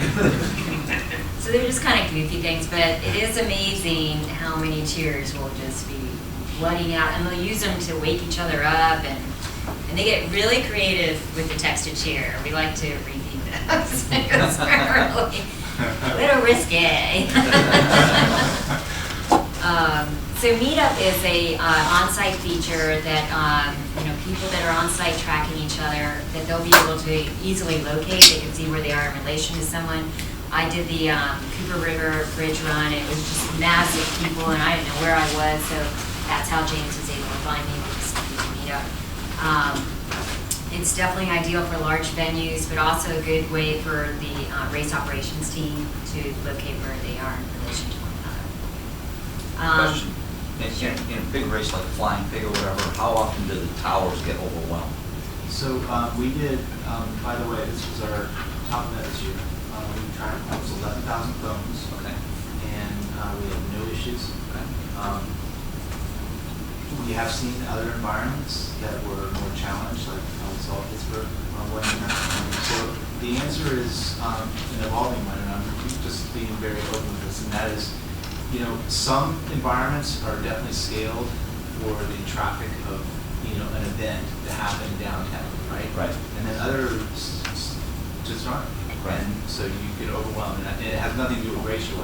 It's just whether or not It's all technology. 30,000 people using their phone Right.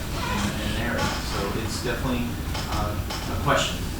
It should be asked by any large event. We will tell you that back in the day, we had a lot of negotiation with AT&T and Verizon. I spent a lot of time with them because we were looking at wearables. And, you know, if you have a large event and you do pre-planning with them, I was told they will bring the top trucks in. But Right. Yeah, you gotta do it months out. It just takes you to pre-plan that way. Right. And you know, that's really what it comes down to. Is the data still stored on the By the phone? way, one other part of that, very important. It's all about the start. It's, and one of the things we did in our technology is that, and we saw this in place, we don't require people to hit start in a race, okay? So they may be in a situation where they have really bad cell congestion, everybody's at the start, and you're just trying to get it cleared out, right?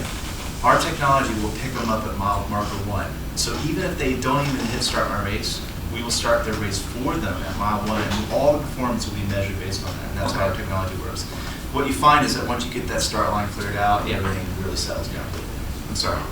So is the data still stored when the towers are overwhelmed, and then it just delays the reporting, or is it all lost if it? So there's a two-part answer to that. There is some retry and some local storage that we do for the waypoints, and it will retry. But remember, we're just recording basically position data. And so after a while, we'll skip it and we'll just move on to where they are. Now, another part of that, though, this is important. Just because I can't transmit information to the tower to tell you that I'm at mile 1, from a participant experience, they're just dealing with GPS, which has nothing to do with cell tower. Right. So they're getting real-time performance information. We've seen this in races. So they're getting the experience they want. It's just they're not able to share it with their friends and family.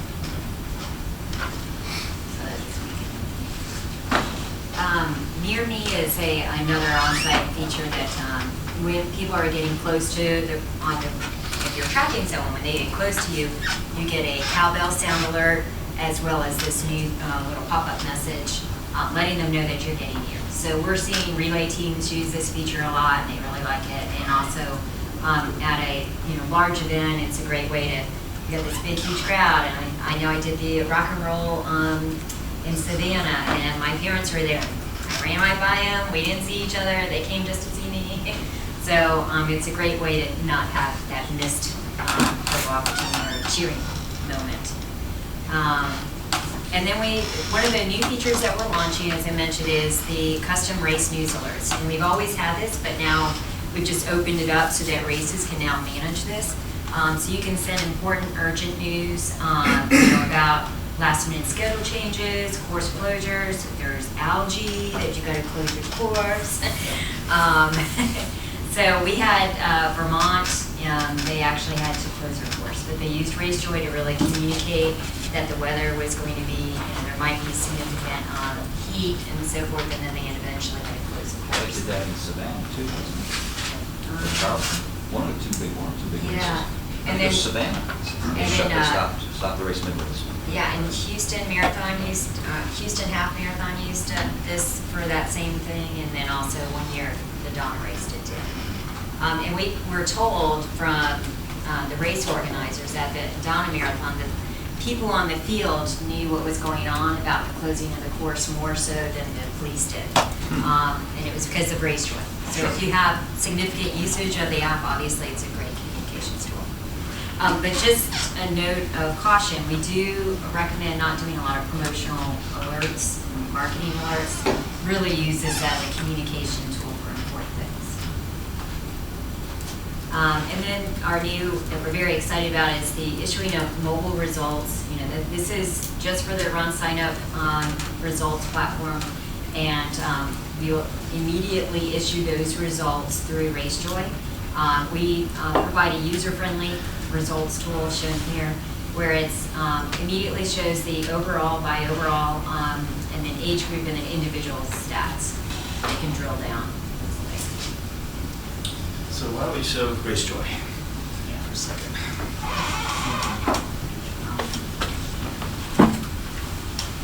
When it shows the results, is that coming out from RunSignUp, being sent up to RunSignUp, or is it coming out the other way? It's coming directly from what you post RunSignUp. So this is RaceJoy, if you haven't used it or played with it. And we're going to go look at a race that just happened this last weekend in Maine. So he was a RunSignUp results user. Again, you don't have to be using the registration. As Bob talked about today, we're building these tools so that you have lots of options, no matter what race you're dealing with. And one of them is RaceJoy. RaceJoy is agnostic of the registration. And also, if you want to post your results. So there's an example.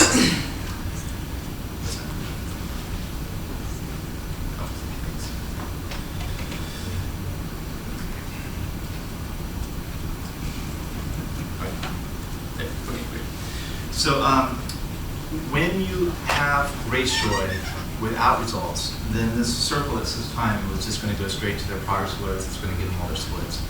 Now you start as a timer saying, I want to use this and I want to integrate results in, so it changes automatically to timing. So this is really now your world, you're a timer, and you're presenting timing information. We also changed the bottom tab bar on Apple to show the results at the bottom. I don't know if you can quite see that. So under timing, I'm going to go and look at the race results. This information was coming in. I could have searched for, again, if I'm already tracking that person, they'll already be in my favorites list, right? So I can just go right to the result. But let me just kind of look for someone here. So we can find her there and go right to the result there. Okay. So when I'm the individual, I really care about my result right now. I'm not really too concerned about age group stuff yet. I really just want to see how I placed. And so all this information is coming directly from what was being posted, directly from your timing system. The fields here are completely dynamic.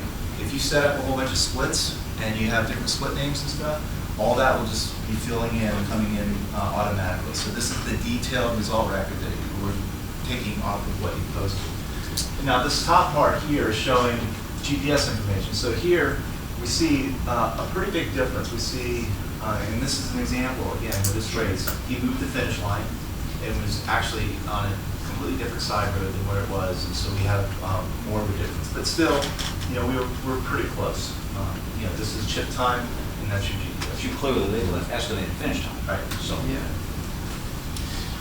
Okay, so then now I want to look at how I place my overall. So it's just a one click. Now I'm right into my age group, and those are the divisions that you set up, and I can kind of scroll through and see boy, she just beat me by 3 seconds. Maybe I could have done a little better. So, they can come in and they can look up by age group at any time.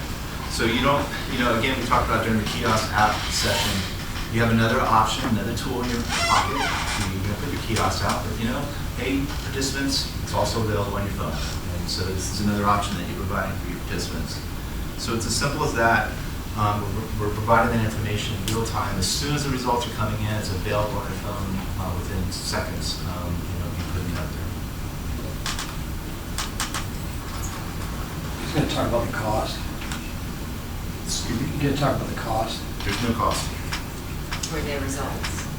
For Raceway. All we ask, and we'll cover that in another slide in a minute, is that you enable Raceway for your event, and all this apps are free. But we would like, again, one of our purposes today is to talk about how can you get the most out of this technology, right? What are the things that I can do to really make this successful? Well, we'll talk about that in a minute in terms of doing the buy-out. We see if you, as races, and it's very affordable, we'll turn on the buy-out options. We're talking as low as 25 cents per participant. It changes everything. Participants will just expect this stuff to be kind of provided by the event, and then all of a sudden your usage will go way up. So, yeah, there's no additional cost for the results, but for Raceway, there's obviously there's a buyout. Yes. So we'll get into that. It's very economical. So, some additional race benefits are that you get a listing in Raceway, so that obviously that's promotion for the race. There's branding and custom content. We do kind of, short content that can link to the website. It's a registration moment.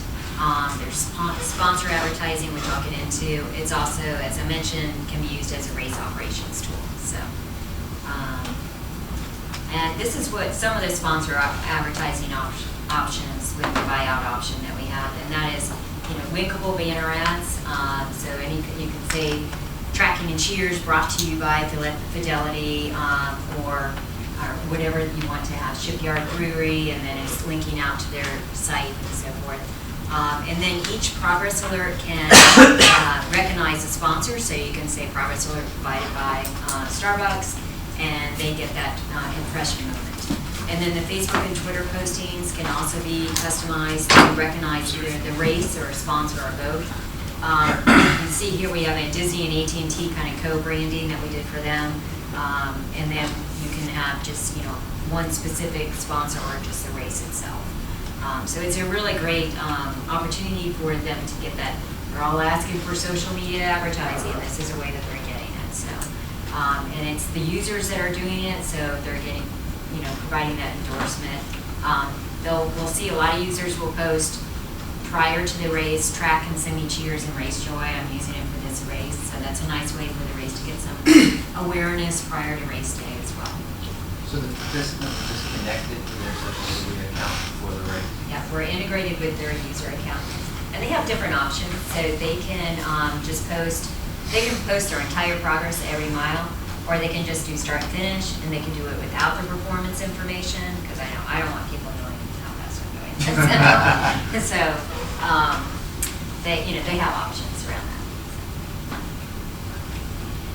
So we really try to simplify the approach of setting it up for the races. So especially for RunSignUp, we have done a lot to integrate with the platform there, so it's so simple for races at RunSignUp. So basically you enable the race in the platform. You can either do that through our website if you're not a RunSignUp customer.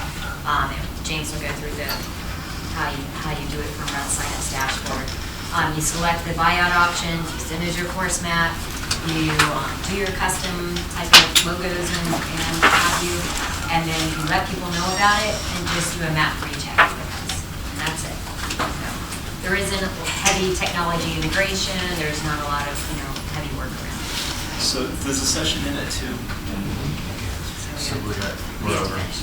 I just really quickly want to show, again, how easy it is to get everything set up. Just kind of highlight a few things for everybody.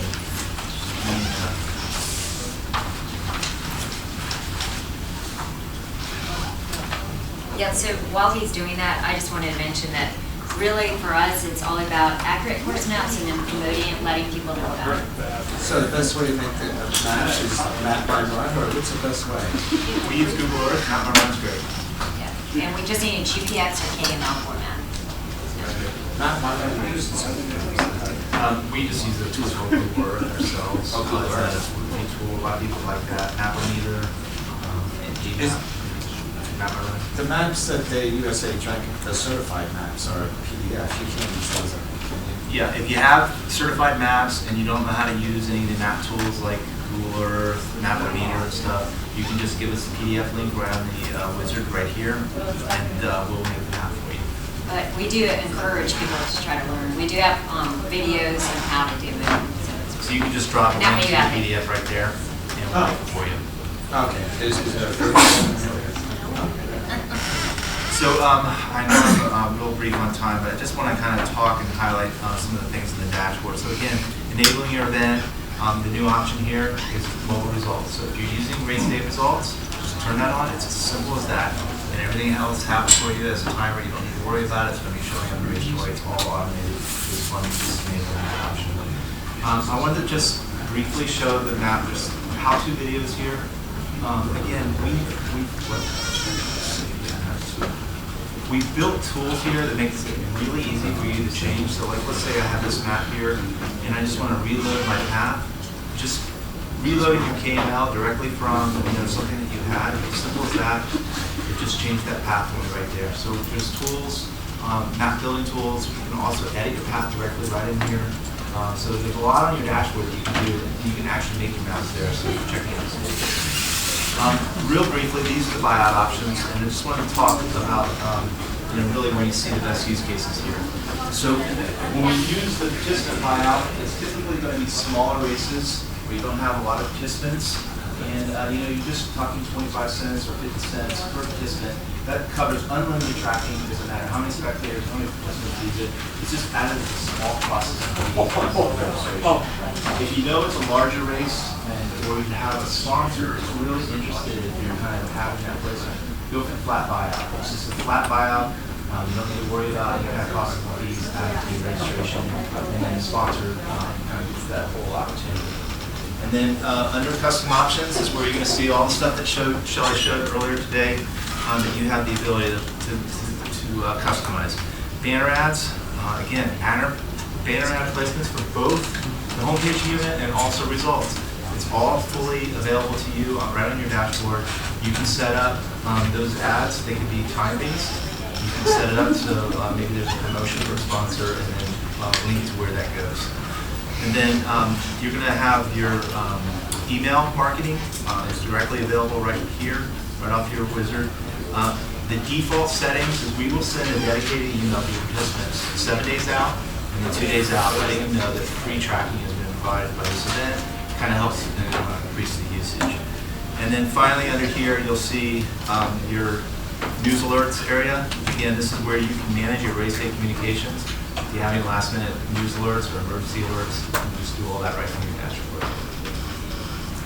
So the best marketing that we've seen, the most effective is having information on your website and then doing the dedicated emails. Those are the two top things. Facebook, you get a little bit, it's better than Twitter. But, it's nice to have that information on your Facebook, but the most effective is the email and the website. So I know we've been a little bit late, and I really appreciate some of the questions today. They were really good. Did anybody have any other questions? And we are available for one-on-ones tomorrow, so just, there are openings to do one-on-one with us. Feel free to get a session. You said 25, you check it off, so it's 25%, 25 cents per participant. For 5 days. And does that get deducted automatically in the back end? Does that how that work? So it's going to be taken at the time of registration as a processing fee. If you had a whole bunch of registrations that have already happened, like you can do this like the week before the race, then that would be invoiced. Right, so if it's $20 to register for the race, that's a $2 processing fee. $2.25. It just goes in a general thing, not a separate register. So the race doesn't actually pay for it, it's the... Yeah. That's one model. Unless you do the flat. buyout. Yeah, that's it. Yeah. If you don't want to do that, and you just want to put it on the consumer, it's totally optional. For races that are 10K. The consumer will be paying 99 cents, and each of their spectators will be paying 99 cents. So that's the other option. But that's only for events that are 10K. So the athletes and the spectators have to pay? Yeah. But the usage is not as high, so, I mean, there are definitely, we still do it. But if you want the high usage, it's the buyout is the process. That 225, does it actually say, does it say raceway? No. No, it just says processing. Yeah. So we've even had people get a sponsor and also. It's up to you, how to do that. Any other questions? Thank you very much. Thank you.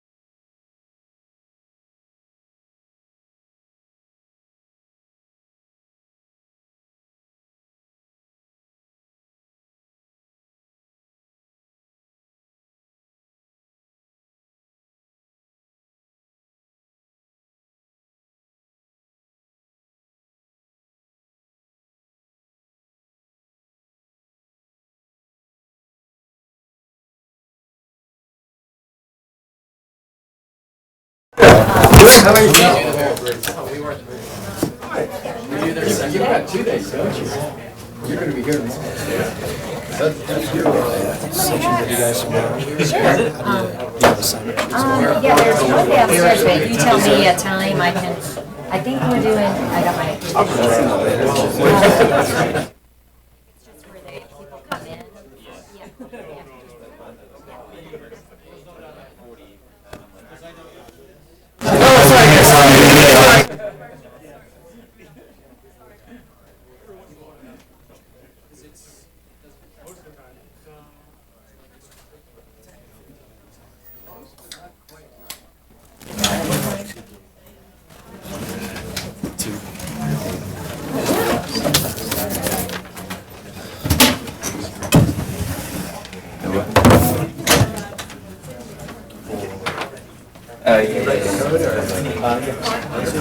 You have worked with iWatch, Apple Watch? So yeah, I have an Apple Watch system, and just to have quick start. Oh, okay. You get all your alerts, so I run over there. Do they work? Oh, it actually works right now? Yeah, you can look at it and see what the product works. Oh, okay. But we don't have start. And instead of you sit down and take your phone out, just start. Yeah. Wouldn't that be cool? Yep. Start. That makes sense. Good luck.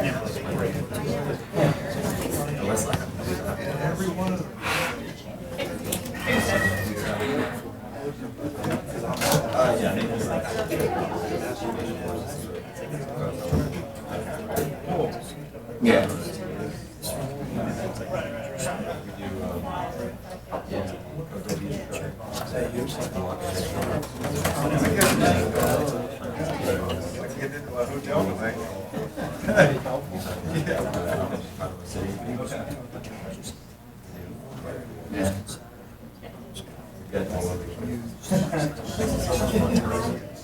Is there a way to turn that flicker on?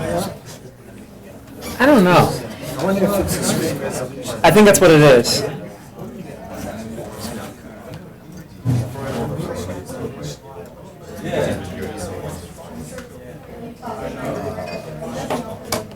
Oh, really? Oh.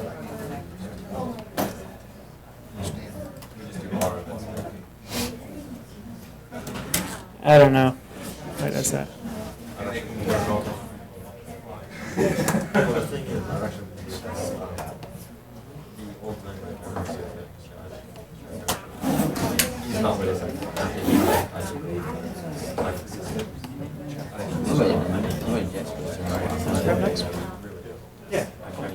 To make sure.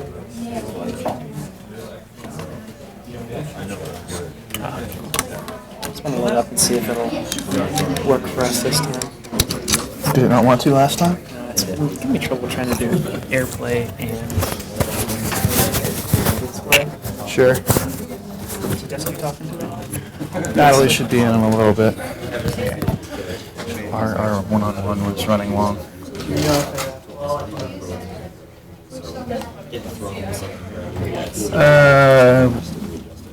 Why is this not popping up? I'll be doing most of it. Just If she wants it, just turn it on and give it to her. Yeah.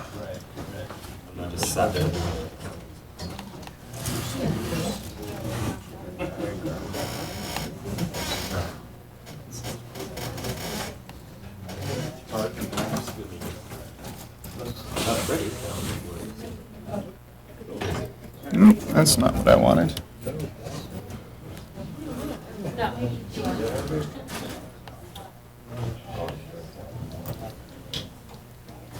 Hey, Matt. Sorry, come up for a second. I can't, like, drag this over. It's doing that thing? Right, fine. And I just No, I know, presentation, it's just- though, it's fine, but you said you kind of knew what it was. This is what it was doing, so. Was it doing it the whole time when you were just here? I don't know. I guess can we do, like, the presenter view? Is that, or am I just doing this? Is it when you clicked presentation mode, or when did it start doing it? I clicked presentation and I saw it looked off, so I tried to move it, and that's when it didn't want to go over correctly. So can we just do a slideshow? That's what I was trying to do, and then play from current slide. Where's that? That's right. Oh, right there, yeah. But then I looked at this, and it's like Oh, it's extra feet. it's on top of itself. And you go back, and that's one. So is there a way to...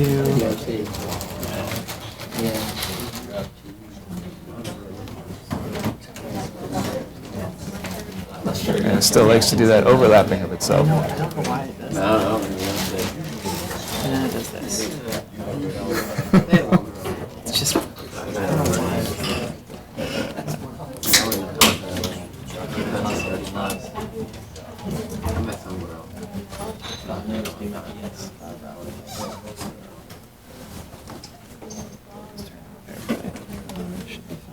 That's what I found first. Mm-hmm.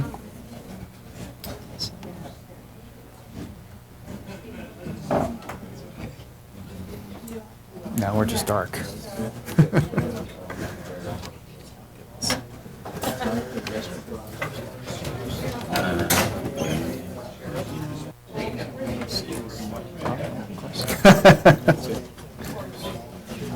I'll give it another minute and I'll start stalling. I don't need a presenter mode. I can do it with just a regular slideshow. that makes a difference. I don't think it does. I just think. Hey. Just do it and we'll deal with that. Oh, that's not the most updated version.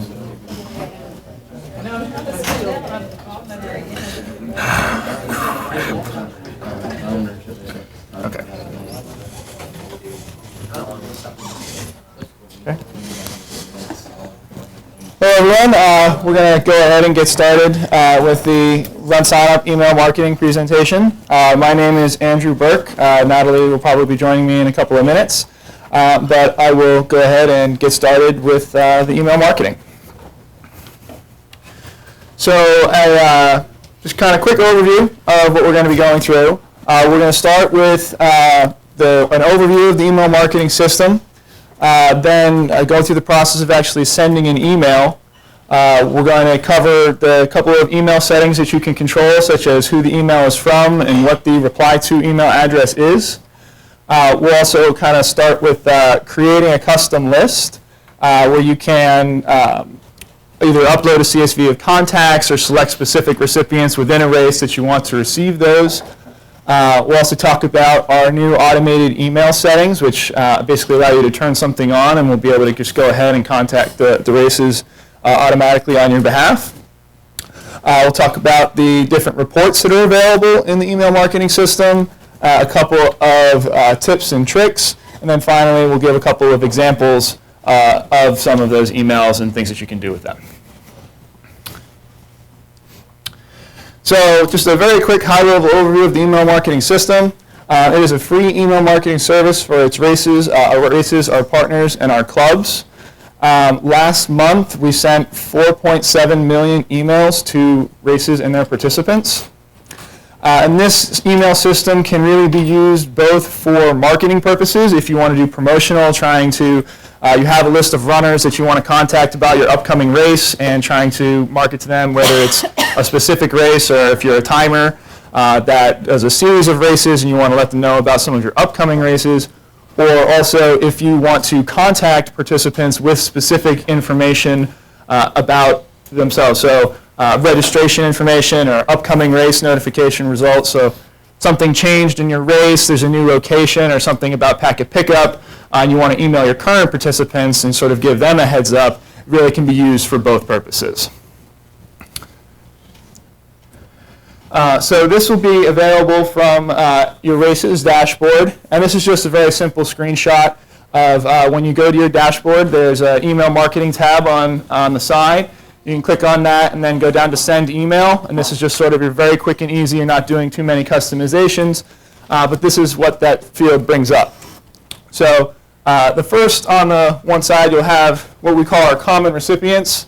You can select to send them to all current participants, or you can select to send an email to a specific event within that race. So if you only want to send an email to your marathon participants because they need a certain set of information and your 5K people need a different set of information, you can just send two different emails and select those current participants from that list and make sure that the correct people are getting that information.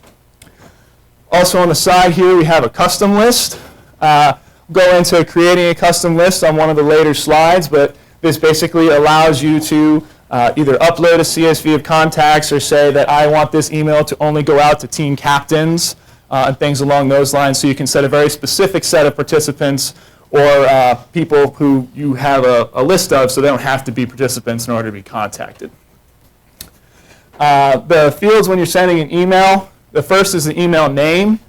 This email name is just for your purposes only. It is not something that is displayed to participants. So just when you're trying to look at your list of emails, you might not want to have to use the email subject as the way to differentiate same subject on a couple of different emails, stuff like that. So you can sort of rename or name it for your own purposes there. You can also put in a subject. This will be what is sent to participants. You can do an additional recipients. So a lot of the times what we'll see race directors do is you'll go and you're going to write up an email. I want to send it to all of my participants, but I want to see what it was. Like I want to get a copy of it myself. If you're not registered for your race and you're using one of those common recipient lists, you wouldn't get it. So you can add yourself as an additional recipient here, and that way when the email is sent out, you're making sure that you're getting a copy of it yourself. Next couple of fields in here is the email sending date and time. So one of the really cool features is you can actually schedule an email to go out in the future at a very specific time. Usually 5-minute intervals is when they get sent out. So I can go ahead and write an email today and say, I want this to go out on Sunday because I'm expecting somebody's going to be in front of their computer, or it's a pre-race email, so I want to make sure it goes out 3 or 4 days before the race, but I don't want to have to write it at that time or remember to come back and do it. So you can go ahead and just set it up, schedule a date and time, and we'll send it out at the scheduled time. You're also allowed to put one email attachment in, so you can go ahead and if you have a PDF or a form or something that you want to contact. We've also had, if you have a race that has a sponsor and you want to include a coupon along with that for the sponsor store and something along those lines, you can do this and go ahead and upload an attachment, and that will be included in the email. The last section down here is where you're actually going to write the content of your email. You can go ahead and it's just like it's an HTML editor, which I'll get a little bit more into the specifics of that later, but you go ahead and write the content in there. Again, if you use images or different kinds of HTML, it'll be displayed in the editor for that. Any questions on the basic setup? Spell check. Spell check, you will get a little red underline and have a little suggested if there's See if mine doesn't do thing. that. So it is one of the... Horrible speller. It should. I'll double check. Okay. Apologize. It doesn't? Okay. Copy and paste. All right.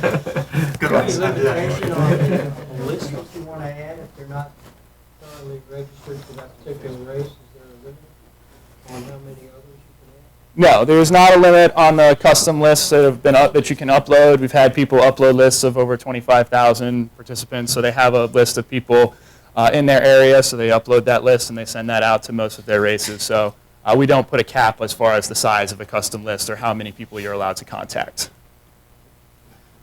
Does it remove duplicates on if you send a couple lists, but one name's on a couple lists? Does it remove the duplicates? So the question was, if you're sending an email, does it deduplicate the email for you? As actually I was going to have a couple of notes on the next slide.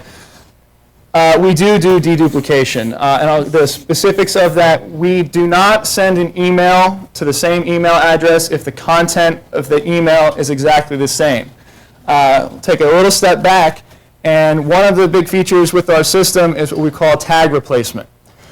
So if anyone's familiar with doing big email and trying to do mail merges, where you're trying to put individual personalized information into each email, that's not a fun process, but RunSignUp makes it very easy for you. What we do is we allow you to put in tags, and we have a lot of these, everything from participant information, from race name, or excuse me, their first name, last name, age, date of birth, so they can put all of their personal information in it, to race information, the name of the race, the location, if you have a custom, packet pickup location and description that you want to include in the email. Individual registration links, so if I want somebody to be able to see, a link to their registration without having to go to their profile and look it up. All of these things exist in the system as replacement tags. So you go ahead and you put something like this first name into the body of the email, and what that's going to do is when it's sending out to registered participants, it's going to replace that tag with the participant's first or last name. So you're able to go ahead and create emails with that personalized information without using mail merges, just by putting the tag in. So to kind of circle back what I was saying about the deduplication, well, what happens when a family signs up and there's 4 people in that family, but they all use the same email address? Well, if I'm sending an email that is just blank and it doesn't, not blank, but it doesn't use those replacement tags, the content of the email is going to be exactly the same for all 4 people because I'm not doing any personalization in it. So we only send 1 copy of the email because why are you going to send 4 emails with the exact same content? However, in the same situation, say I'm going ahead and I'm emailing and I'm using the replacement tags. I'm saying first name, last name, this is the event you're in, here's a link to your individual registration in case there's problems or you need to edit something or change it. Well, I want that email to go 4 times to those people because each one of them has separate registration information, a separate link. And so in that case, because the content of the email is different, we will send all 4 copies of the email to the same email address. So that's kind of how we deal with the deduplication, which I think is a very good blend of making sure that they get the personalized emails, but at the same time, not blasting somebody 4 times with the exact same content. Can you use the replacement tags in the subject line? Yes. To the exact same subject on all 4 emails? Why am I getting it a couple of times? Yes, you should be able to use the replacement tags in the email subject. Sorry, the question was, can you use the replacement tags in the email subject? And the answer was yes, you should be able to. Any other questions before we move on? Again, if you want to see the full list of email tags that are available, when you go to the Send Emails page on your marketing, below this, below the Send an email or write an email section, there's another little section down here which is hidden by default, so it's a pretty long list. We don't want to take up a ton of space on the page, but if you toggle that arrow down, you'll see all of the replacement tags. We're expanding on those, adding new ones as people need more information referenced, or we get suggestions of, it'd be really great if I could include this, and we're usually able to add those fairly quickly. So the next thing you can do is you have some control over the email settings. These are when somebody says, who's the email from, and when they hit reply to, where does that email go? You can change those. This is underneath the email marketing tab. If you go down, there's a manage email settings is that sub-tab. And this allows you to edit these options. By default is the race contact information and the name of the race director.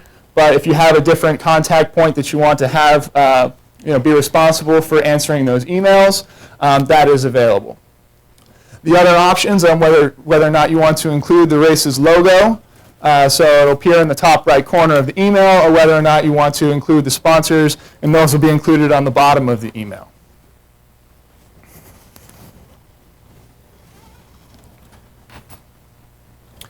So when you're creating a custom list, so this is when you're getting into that, okay, I don't necessarily want to contact my current participants, or I have an outside list of people from races in my area that I want to upload into the system so that you can go ahead and contact them for marketing purposes.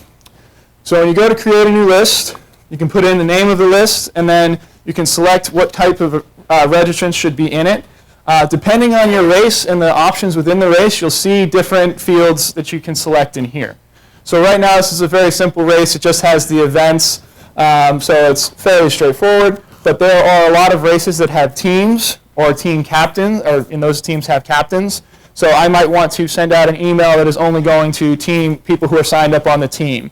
So that would be one of the options here. I could check that. Or if I wanted to send it only to the team captains, I can hit that option. So when I send out an email as a custom list, this will only go to the team captains. So I would just go ahead and name it, team captains only. Then check that box to say team captains, and only the captains will be recipients of that email. The second section down here is uploading a custom list. This is where you're allowed to upload a CSV into the system, which we will then be able to use with selecting one of the custom lists when sending an email. A couple of quick notes on the uploading of a custom list. The tag replacement will only work on a custom list if you supply those fields. So if you upload a list of email addresses and then you go and put first name in the email and send that out, well, the system doesn't know what the first name of that email address is, so we can't make it up. So we would just remove the tag and it would be blank, so you might get a little space in the email if it's not there, but we're not going to put an email that says that first name thing in there. We would just not send it because we don't have the information, or not include it because we don't have the information. However, when you're uploading a list into the system, you have a column match that allows you to say, this field is the email address, this field is the name, and this field is the last name. So if on your email marketing list you have people's first and last names, just make sure when you do the upload to include those fields, and then the tag replacement will work because you told us what this person's first name and what their last name is. So when we go to send it, we'll have that information and we can actually put it in there. Question? If you're trying to send to the past participants for, let's say, the past 3 years, Mm-hmm. do you have to make a custom list for each year and then send the email and click all 3 lists, or is there a simpler way? It's a very good question. Actually, probably by the end of this week, there will be a much simpler way of doing that. Right now, you can go and create a custom list, and you have to switch between the different years to select those events. Actually, one of my projects, in addition to the price increase emails, is easily ability to select past participants. So actually, if I kind of tab back a little bit, the way that will work is on this common recipients list, right under this current participants, there's just going to be a past participants option. You'll be able to check that. It's not going to be quite as, you can't drill into it as much as the current participants, because that list would start to get very long, kind of hard to use if you listed out every past year and every past event for races. So it is just a simple, that previous participants, you select that, it will go to anyone who's registered before for the race in any event. If you do need to do something a little bit more fine-tuned, you would go in and create custom lists and allow, really, okay, I want to do last year's 5Ks and the year before it's 5Ks, and you'd have to go to the custom list for that, but there will be a previous participants option, probably the end of this week, depending on when I get back to Memphis, but if not, next. Yes? Create past participants from the partner level. From the partner level, I'm sorry, so the question was, can... Spanning different races. You can from the partner dashboard. Mm-hmm. So you can create the custom list. So the question is, can you use the previous participants from the partner dashboard? Haven't built that, but I guess that makes sense with this being built for the previous participants, that I can expand that to work for partners as well. I don't see. What I do, I just create a list of that and say it's from that year of 13 or 14, 15, and make it as one list. And that's what I send it to as a partner for you. Yep. So I just create custom fields for every one of the events. I have 20-something in there, different ones. Okay. No, that will certainly work. Instead of clicking the events, so. Sure. I'm not sure if it was a question of trying to, is it easier to do the past participants the way we're going to add this to the races, or if it is just being able to make those different custom lists. But right now you can create those lists, but I would like to make that an easier thing to select to go to all previous participants underneath of a partnership. I have to circle back. One quick thing I did forget to mention. When you are scheduling an email, one cool thing to note is that the lists of events are dynamic, meaning the list is generated when the email is sent. So I create an email now and I schedule it to go out in 2 weeks to all participants of my race. Anyone who registers between when I create and schedule that email and when the email is sent will still be included in that email. So you don't have to worry about new people registered, did they get the copy of that email, or anything like that. You selected the event, so when the email is being sent, we're generating the participant list off of the current participants in that event, so you're not going to lose people by creating it in advance and then scheduling it. We'll check at the time of sending. Any other questions before I kind of move on to our automated emails? Okay. So our automated emails are designed to be very easy to turn on. They are basically one click to enable with lots of customization built in on top of that.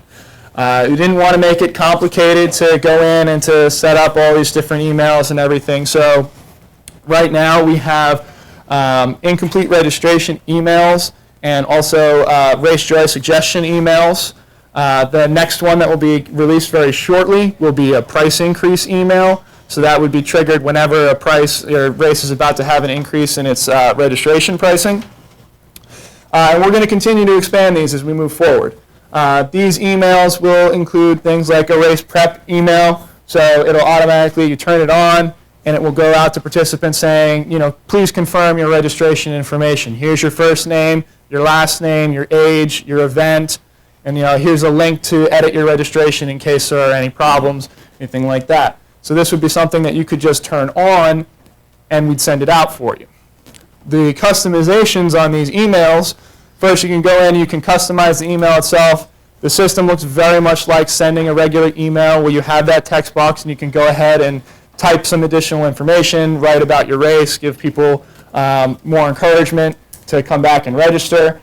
We've seen a lot of people use the incomplete registration emails. They've added some kind of a coupon code to that. So we don't put that in there by default, but somebody says, let's give an incomplete registration email a $5 off coupon and say, we saw that you started the registration process, but you didn't come back and finish it. Please come back and finish it. Here's a link to where the registration is, and here's a coupon code for $5 off of your registration, and try and get that person to come back and finish.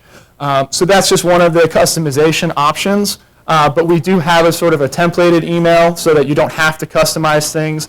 That says basically, we're sorry that we missed you. We'd love you to come back and finish registration. Here's the link to the race page. If you have any questions, here's the, contact the race director, and here's where you can send them to, and that goes to the reply to email address of the email system. So you can customize the content of the emails, but you can also customize when it goes out and how many of them go out. So there's two options on this. You can say, I want them to go out on a specific calendar date. So if like 4 or 5 days before the race, I want a race prep email, which will be one of the future options to go out. You could just go ahead and say, on this calendar date, send out the automated email, and it'll go ahead and send it on that particular date. Some other things, though, you might want to send out not on a specific date, but more sort of as it's related to a runner. So if I send out an incomplete registration email, I might not want to send it all out in one big batch on a particular date. I might want to follow up with that person 2 days after they failed to complete their registration. Another time 5 days, and another time 7 days. Maybe my first follow-up email doesn't have a coupon code because I'm hoping I get them to come back without a coupon. Then my second and third one, okay, this person hasn't come back yet, maybe I start putting a coupon code in those other emails. So that's these options down here where, again, you'll have a certain number of days, either depending on what the email is, either prior to the race, so right before the race happens, or after the participant doesn't complete the registration.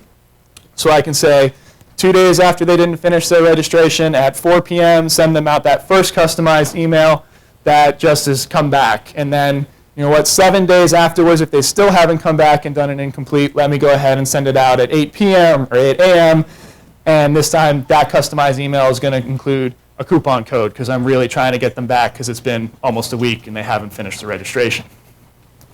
Again, so these would be emails that we'll be adding a few more of.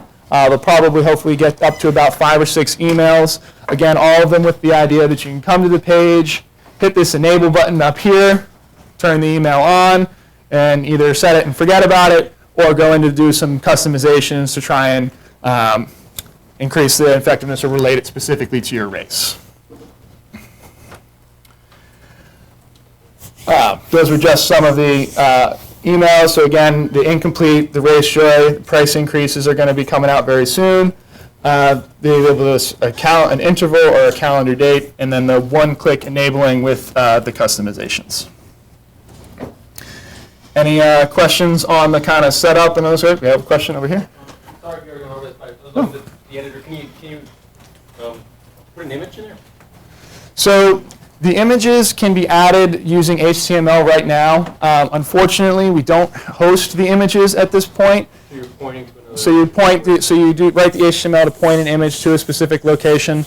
I'll go over that in a little bit more detail in the HTML tips and tricks section a little bit later. But I do hope to add the ability to give us an image so that it doesn't have to be hosted elsewhere before very long. Yeah, I know it's a little bit of a pain the way it is right now, and again, that's one of my wish list items to get added to that.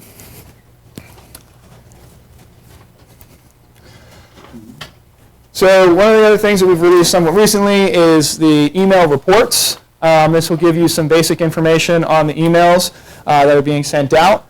We will be able to give you the number of deliveries, how many opens it had, how many clicks, And then if there are any bad emails, if there was a bad email address or it bounced, or if somebody marked your email as a spam, we're able to pull in all of those reports. So this will give you some idea of the deliverability rates of the emails, how many people are opening the different ones. And in addition to this report, which kind of gives you the statistics and the overview of it, there are additional reports which will give you the specific emails listed.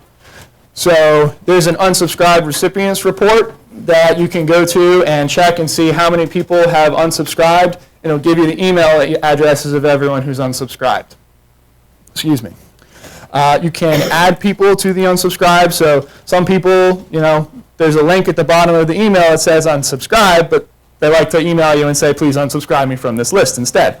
You can go to that unsubscribe recipients report, put their name in, and it'll unsubscribe them from that list. One of the other good things or good approaches from emailing perspective is if you do have a list of participants that you are uploading to each of your races and then emailing out to that race to promote it, make sure that you check your unsubscribed recipients reports because we separate each race within RunSignUp. Because we don't want somebody to sign up for this race and get a ton of emails from that race and say, okay, I'm unsubscribing from that race. And then they go and they sign up for your race. And if we connected everything, then they wouldn't get emails from your race because they've unsubscribed from somebody else. So we are very careful that each race has its own lists. And so if you continuously take one list from race to race to race and you just keep re-uploading that same list, then people are going to unsubscribe, but when they're on a new race, they're still going to be contacted. So if you are going to take an email list and use it amongst races, when you go, just check these reports and make sure you pull off the people who have unsubscribed from your race so that you're not bothering them. The people who have the partner accounts, this is something that you don't really have to worry about, because just like the races accounts are all separate, the partner account is all separate. So if you have a list that's on your partner account and you're sending an email, you're marketing emails from that partner account, if they unsubscribe, they're unsubscribed from all emails from the partnership. So if you then use that all emails from there, you won't have to worry about that. In the partner account, if you're doing emails, is it going to look at past people also? If you pick by event? So the question was, if you are using the partner levels and you select events, is it going to go to the past participants of those events? And right now it does not, but again, I'm working on doing the previous participants for races, and I think I should have no problem having that come over to the partner list as well. Let's see. Any other questions as far as the list management? Generally, what I recommend if you do have a partner account is that from your partner account, you do your marketing and your promotional emails, and you reserve the race level to send out information about the specific race.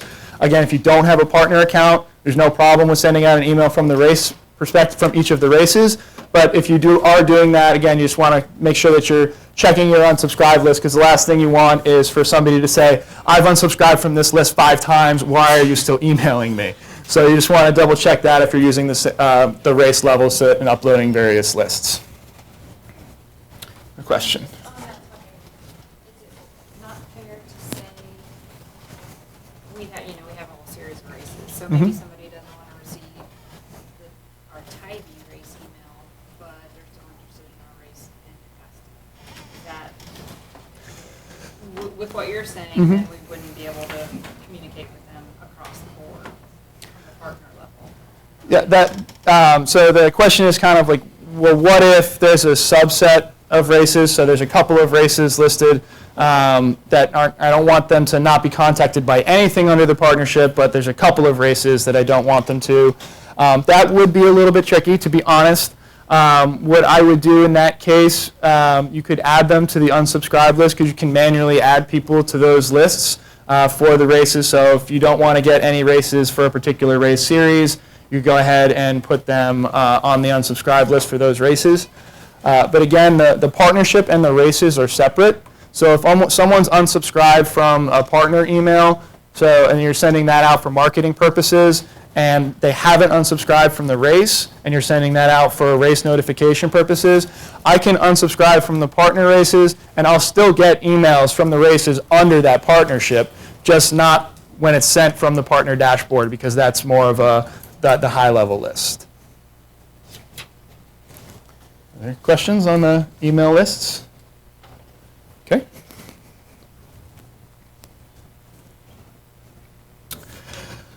So this little button right here, right now, is your friend. If you want to do HTML formatting or include images, that opens up the HTML editor of the write your email section.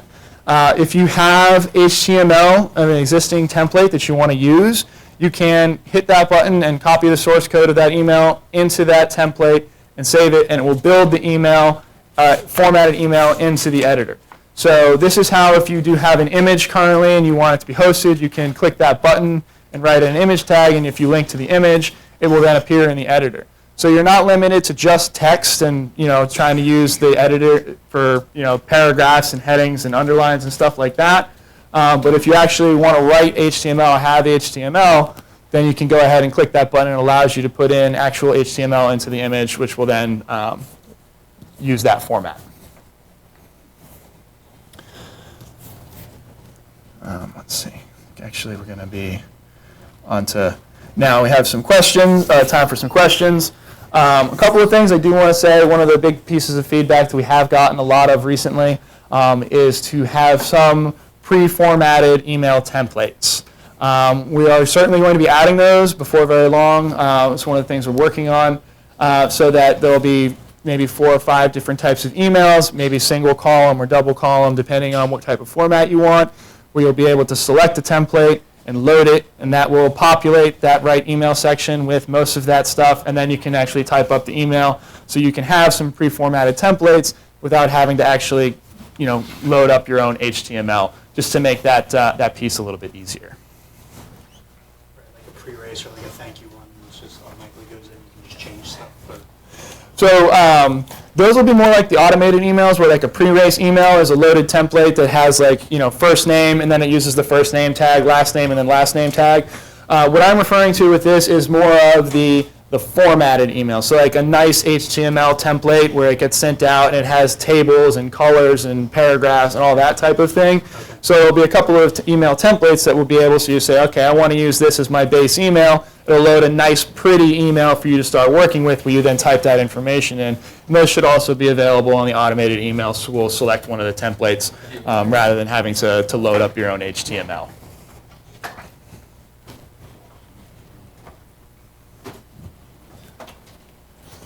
You have any other questions? We got one over here. Going back to incomplete registrations, if Mhm. we're in the middle of a race registration period right now and we haven't enabled those automated emails to go out 2 days after they don't complete registration, and we turn it on today, what happens to people that have already not completed a registration in the past? So that's a great question. The question is, what happens if I have a race that is already open and I want to turn on incomplete registration emails? How does that work? So there's the 2 options I was referring to, that there's the interval, so you're waiting a certain number of days before sending out an email, or there's a calendar date option where you will send out an email on a specific calendar date. In the instance where you're turning this on, what would work great would be to, when you turn it on, select the calendar date of today at a certain time, so that everyone who has not completed a registration will get the initial email. And then what will happen is, going forward, you'll have that 2-day interval set up, or whatever you decide you want your interval to be. So everyone who goes forward would say register, or they don't complete their registration, in 2 days they'll get it. If you use the calendar date on incomplete, it will email everyone who has not completed an email yet, or completed a registration yet. Whereas the interval is looking at a specific day of 2 days ago, did this person complete their registration? No, send them an email. So that's how you can kind of use the calendar date and the interval to sort of do that. You could also have that being going forward, saying, all right, I want to send everybody every 2 days, use that interval, send them an incomplete registration email, but the Thursday before the race, I want everyone who still hasn't done it to go and get an incomplete registration email and say, it was my last chance. You can set a specific calendar date, and then that will go out to everyone. Are there questions on the email system? Okay. So just looking forward on that same note, you said that you're going to have a price increase email coming forward. Yes. Would it make sense to create 2 different automatic emails? One for everybody that hasn't registered yet, saying you should register now because the price is increasing tomorrow, to set that calendar date? Or will the price increase one register everybody that's kind of in your system, whether they've So the price increase one is actually going to be really smart. When you turn it on, it's going to create 2 separate lists. One is going to be all currently registered participants, and that's going to say, congratulations, you're registered for the race. Here is the, your friends, if you make sure that they sign up. Here's your referral link if you've turned on the referral system. So invite your friends, here's your referral link, go ahead. And then the other one will say, all past participants in the race, better hurry up, the price is going to go up in 2 days. And so the people who are currently registered get a congratulations email. The people who are going to be registered, or who have not registered yet, get a separate encouraging email to get them to come and sign up. So we should automatically be able to contact both lists with targeted emails.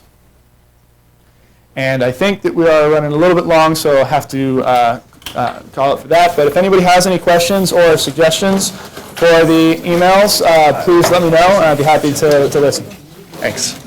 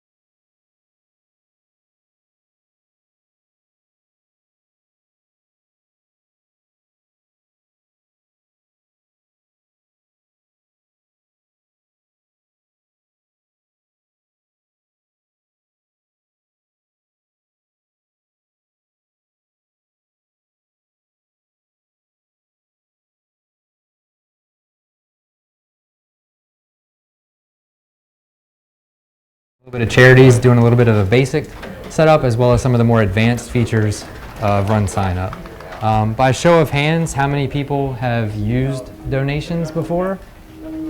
How many people have used fundraising before? And how many people have used charities incorporated with that? Okay, a few. All right, so we'll be able to kind of dive in here. I have a little test race to kind of show the process, some of the stuff we're going to cover, the basic setups, as well as some of the more advanced features you can do with notifications, widgets, things like that. So we're just going to do a quick sign up just to kind of show you the process here. Just like normal registration, you guys are probably all familiar with. We're going to go ahead and sign up a new registrant here just because I'm on the test server. And we'll just put this in here real quick.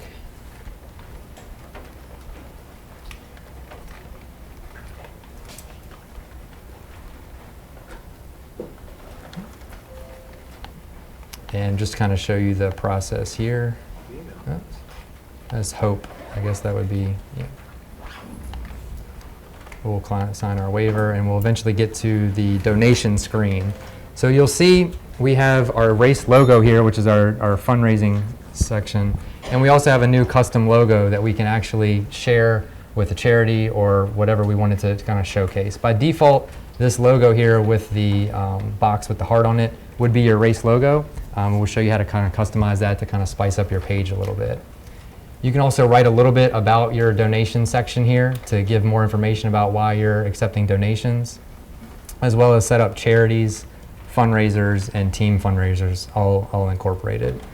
So right now we have 3 charities that this particular race is working for, and I can also choose to become a fundraiser or decide to just donate, and I can even scroll towards the bottom and get suggested donation levels. These are some of the levels that Barb talked about earlier in the session. And we can also just kind of skip this whole process if we weren't interested. But for an example, we're going to decide to become a fundraiser.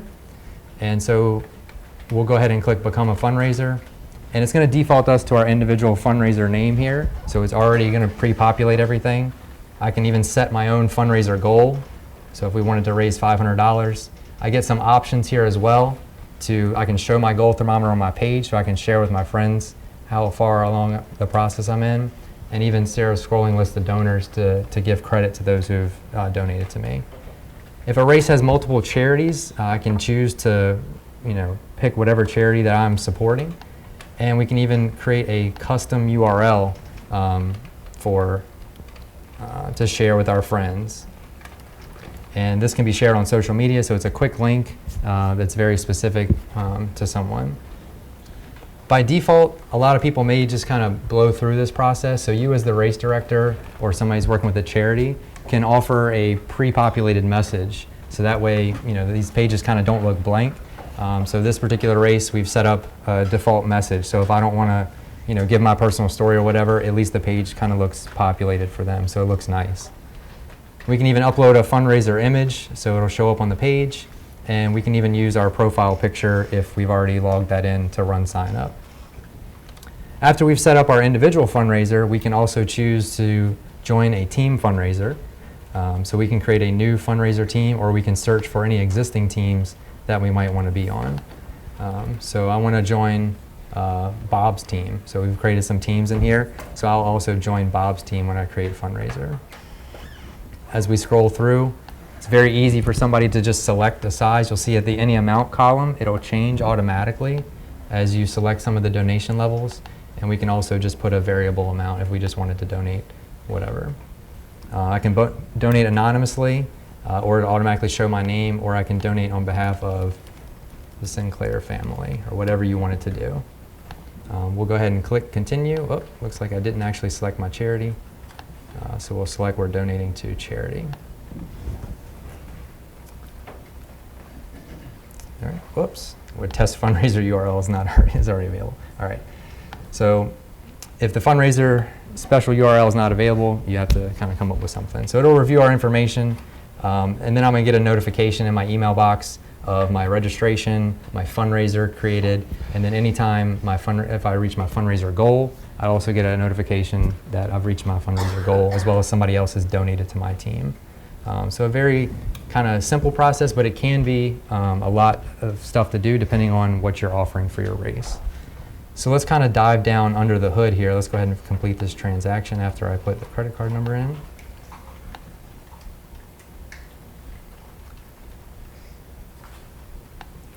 And we'll go back to our overview here. So under the race dashboard, we have our donations tab, and this is where you set up the basics. So you can set up when you start accepting donations, when donations want to end. As far as ending donations, you probably want to keep this open-ended after your race, because maybe somebody feels a little bit connected to your race that now they've participated in, and so now they might come back to your website to give to the race. If you leave it completely open-ended, once you renew your race on RunSignUp, it'll close down your registration period for that and start a new donation period for the next year. So that way you can, have a set reporting for this donation year versus that donation year. Here's the description that we saw on the page that we can completely customize, and we can set our goal, which would be the overall race goal, the goal thermometer for the race, as well as your settings for the donations, how you wanted to share stuff. The donation levels, this is very important to kind of stretch your goal. So if you've done donations before and you see your average donation is $15, maybe you want to set your lowest goal to $20 or $25 to kind of stretch to earn a little bit more for those donations. So that's the basic setup for the donations. We can also go and quickly look at some of the reports that we'll create. And so we've donated here, so anybody who wants to kind of go in and look at what you've received in donations, under the donations setup, we have our reports tab. Real quickly, you have a charity total here because we've turned on charities. We'll explain a little bit that later. You'll see how some of them has been directly paid to charity. That's a really nice feature. That way, as the race director, you don't have to deal with all this donation money. It's out of sight, out of mind, out of your hair, and it goes directly to the charity. So we'll cover that a little bit later.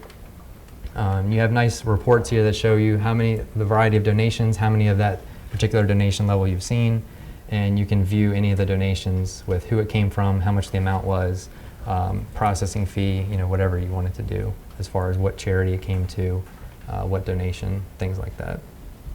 We can also even edit our donation report. So similar to if you've ever looked at your participant report and you can edit or manage, you can also edit or manage your fundraiser or your report for your donations. And we can change something like maybe somebody misspelled something and we want to change that to the Sinclairs instead of that. I mean, whatever you want it to do, and you can attribute it to a different fundraiser. Maybe somebody donated and they didn't choose a fundraiser. There's some updates that you can do to that. There's the pop-up. Let's go back to our quick overview here. So also, sometimes you get offline donations, like maybe a charity or somebody just wants to send you a check. We have a way to get an offline donation if they didn't want to do that. Under the donations tab, we have a manual import system where you can easily just go and click on add a manual donation. And we can do person's name. You can put their email, whatever amount you want to have. Say that they're anonymous and attribute whatever information you wanted to put in that you have for the charity, and we can save that donation. And that'll get added to your overall goal. So on the front page, when you're sharing your donation goal, it'll get added to that total. However, when you're looking at your financial reports, these offline donations are not going to get added to your financial reports because we're only reporting on the transactions that RunSignUp has actually processed. We can't account for any money that you've done offline, but you will have a separate report that you can then add that to your financial report. Do you have a question? Yeah. So is that a good way to put in like sponsorship money, or is there a different way for that? There's all kinds of ways that you can do sponsorship money. We have an invoicing system. If they're paying, like they just want to charge a card, we have an invoicing system. So that way it'll get added to your financials because then we processed it. Or if they just hand you a check offline and you wanted some way to account for it, you could do that. But it would show up in your donation goal. So if you're okay with that, then that's perfectly okay to do. So that's pretty easy to set up a recording offline donation. Touched a little bit on recording, notifications. So just like anybody signs up for a race, you're going to get a notification that you signed up for the race. Anybody that donates to your race is also going to get a confirmation that they've donated. So you can customize that message to somebody, telling them a little bit more about your cause, adding a link to your charity, or just getting more visibility out there to whatever your message is. So we're under the race tab here, and we're under notifications. And then we're looking at our general settings. So in addition to that, if nobody's talked about this in any other settings or sessions today, we have over 70 notifications that you can completely customize. But in this session, we're going to kind of focus on the one for fundraisers and charities. So we're going to look at scroll past the donations. Yeah, race donation. So we have a race donation confirmation. The user automatically gets this by default. If you as the race director wanted to know every time somebody donated to your race, you can check that box, and the director will also get a notification. So we can just kind of open this up, and by default, it's just going to say thank you for your donation. It's going to include your basic information of your race and your logo with the donation amount that they did. So this would kind of be like their receipt that they've donated, and the user can also look in their profile to get a receipt transaction. But you can add this whatever you wanted to. Just like the normal, what you see is what you get. Editors here, like your description, you can customize whatever you wanted to do. We've also seen some people include the tax ID of the charity in here, just to let people know that they can deduct this from their taxes if they wanted to. Processing fees. So for donations, we have a separate processing fee. We have two different types of payment accounts. One is a quick startup, where any donation would be 4.8%, and we have our advanced payment processor, which is 4% on donation processing. What a lot of people do that I see is for the race fee, they pass that fee on to the participant, but as far as donations, they like to kind of take that fee out of the charge. So if somebody was going to donate $100, it would just be a straight $100 charge because they've taken that processing fee out of the charge. We also have some neat examples here where you can kind of customize that. So under your financial tab, we have some pricing options here. You'll see our age-based pricing and everything else. We have processing fee type, and this is where you can customize if you're passing the fee on, if you're going to split the fee, or if you're going to have it taken out of the charge. And like I said, most races that deal with donations, they have the processing fee come out of the charge on the donation, but we have some advanced options here where you can give the ability to the donor to understand, hey, have this donation go further, you can pick this processing fee up for us. That way the charity gets the full $100 or whatever that they wanted to donate. So there's some neat options there that you can customize for processing fees. We also have some donation widgets that you can do. So if you have your own website and you wanted to share some particular widget, some example widgets that we have here, we have a scrolling list of donors. And this is just a quick sidebar widget that you can put on your main website. So you don't have to link anybody directly out to your race page to look at, and it'll just kind of scroll on the sidebar. Another widget that you can do is your overall donation goal wheel. So we had an overall goal of $20,000, and we're right now at this particular race, $8,500. You can customize these colors as well through our widget options. It's just some examples that you can have to kind of highlight your donation page on your charity. So you can offer this to your charity that's raising money, and they would have a link to click here to actually donate. But when somebody goes to their official website, the information's right there, and it's all in real time.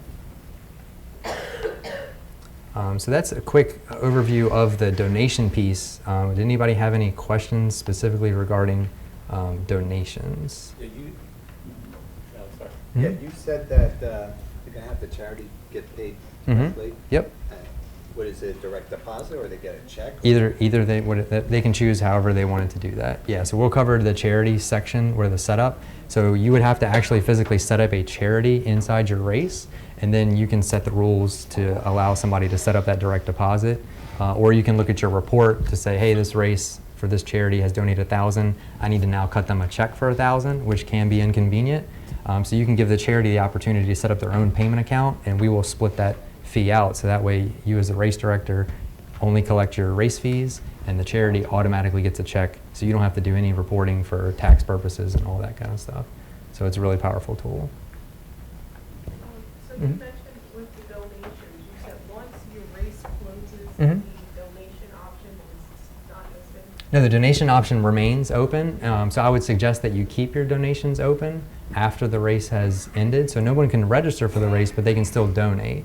So you may have had some participants that, maybe they feel more connected to your event now that they've participated, so they feel good about their donation, and they'll go back to your website to donate. So it's always good, because otherwise you don't want to close your period down and then potentially somebody hits your website and they want to donate $100 and they can't donate. So how do you know if that's still on, the donation? So by default, it's always open-ended, but you can close it and set it when it stops. So you might have to have all your reporting in for your particular tax year or what have you. So this race has open-ended, but if we wanted to close it, 12/31/2016, we can close it at the end of the year. And then when we renew our race, that would renew our donation period, and it would renew all of our reporting options as well. And you can have historical reports on all your donations and look year over year to see quickly how much money you created last year, how much money you've donated this year, or received in donations. Hmm? And that's a default back when you renew it? Like say you put a date amount, Mhm. and then you renew it, is that default to unlimited? So it would close the period, and it would default because I opened my period on 7/7/2016. I renew my race for next year in February. It's gonna think that I want to start accepting donations again in July. So you'll want to make sure that you've done that. But once you have your race renewed for that year, I renew it again. I had redone it to February. It'll automatically restart in February. Yeah. If there's just one charity involved, Mhm. you just set up charities, or? You don't need to set up charities unless you're doing direct payment. If you only have one charity, you would only need to set that charity up if you're doing direct deposit. If you're not doing direct deposit, it's very easy because it's just one charity and all the donations are going to the same spot. So it's not needed, but it's a nice benefit to have to just get that money out of your hair and you don't have to deal with it. Everybody ready for fundraisers? Another question? Mm-hmm. You said there's a widget, for about like where you are on the step Mhm. and everything like that. Is there a widget for like to make the donation? Can you put a widget or you just put a link? You can make a donation widget, yeah, so that'd be the same thing. So let me quickly touch on widgets to show you guys where that is. Whoops. Promotion, widgets, and we want to create a new widget. So we want to make a donation widget. And we would just display our race donation page. So they can embed this directly on their charity website as well. So that would just be the donation piece for people to kind of do drive-by donations, but it wouldn't have the full race registration in that When they widget. click on that, it doesn't. Again, it's like a regular widget. It's just inside that, and you can customize it to just show whatever information you want it to. Yeah. So that's one of the widget. Good point, Bill. All right. So if you want to have year-round donations, Mm-hmm. and of course, this period of time is going to a particular event, Mhm. race or whatever, but the rest of the year, it would just go to the entity. Mm-hmm. You could keep it open. Yeah, you can keep it open-ended. December Yeah, and 31st. when you renew your race, it's going to renew your charity donation period as well. So that's going to archive your last year's reporting and start a new year of donation reporting, but it doesn't ever close your donations. Donations can be year-round, but it's when you want to say, okay, we're done collecting for this period, and we want to start a new year of donations. So that way you can compare over year. Mhm. All right, so let's move on to fundraising, because that's very fun. So we'll go to the fundraiser setup part, and it's very, very easy to do. All you do is click this button at the very top, allow users to become fundraisers. And so during the registration process, we saw where I click the button, become a fundraiser, and then I can put in my information, my name, snazz up my page if I wanted to, or whatever the fundraiser wanted to do. We can also turn on fundraiser teams. I would kind of caution about this a little bit. It is a little bit more work to do. What I've seen a lot of people is we saw when we created our fundraiser, it automatically defaulted to our name.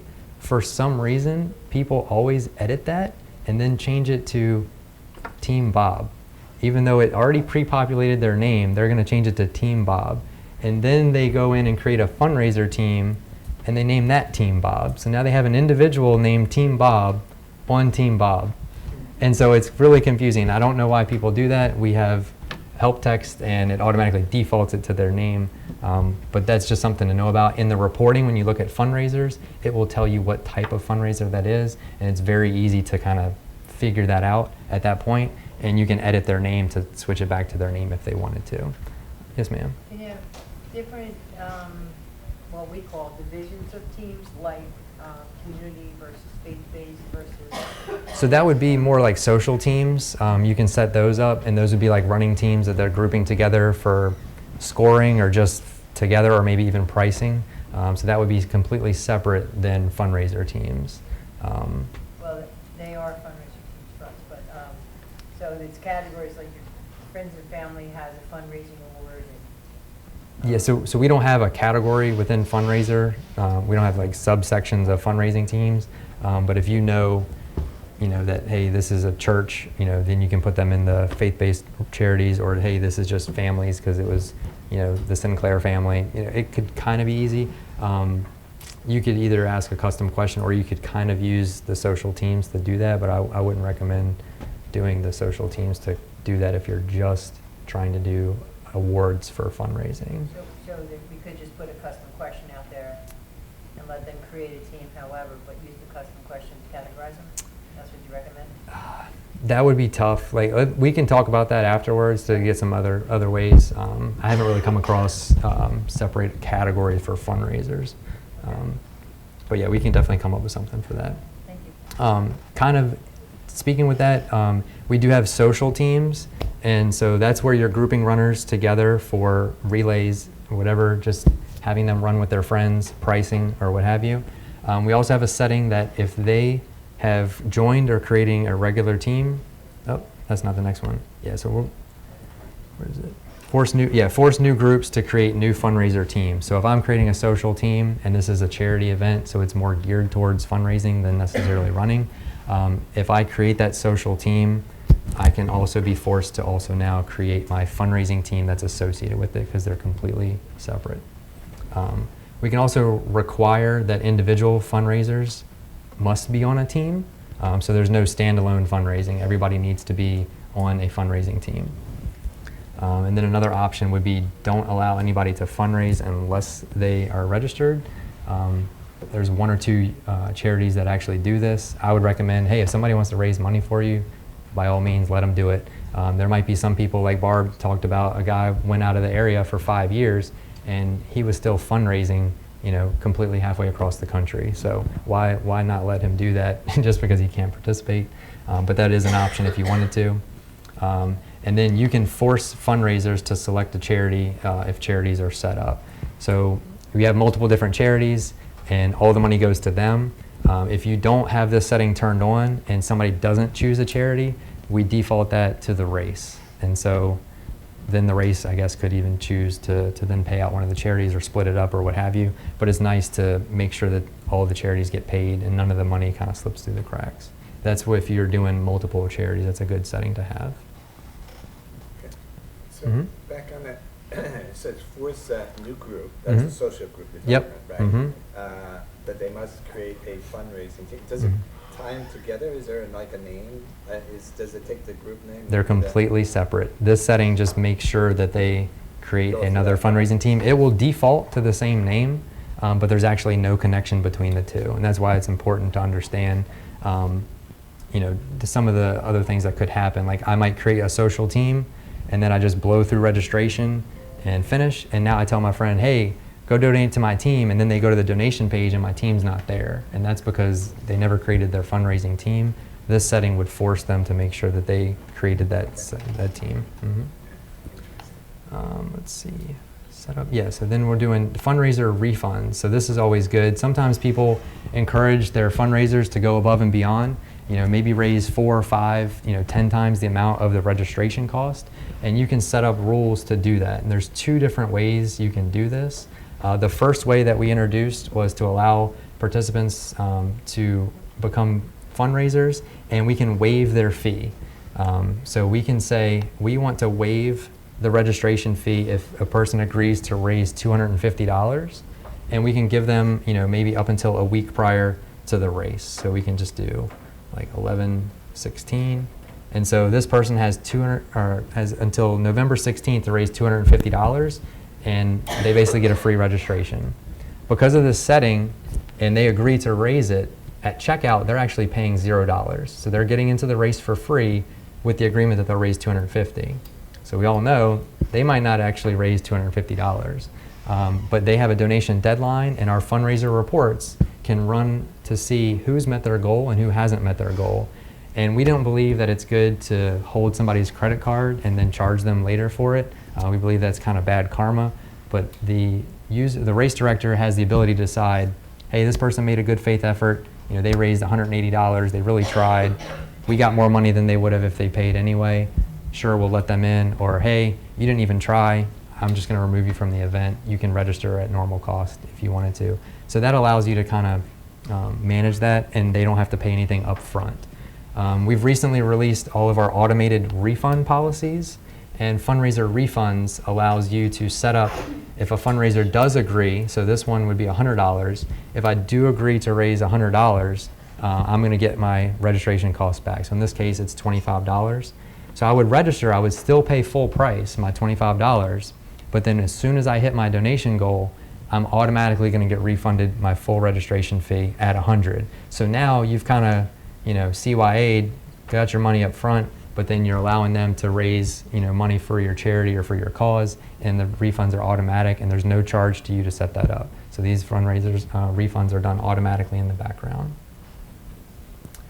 Here's the default fundraiser message that you can customize. If I create a fundraiser page, you can just put a generic motto of your charity or fundraiser. That way you give somebody a little bit more content, and you can allow them to edit it and see how they're tied closer to your event.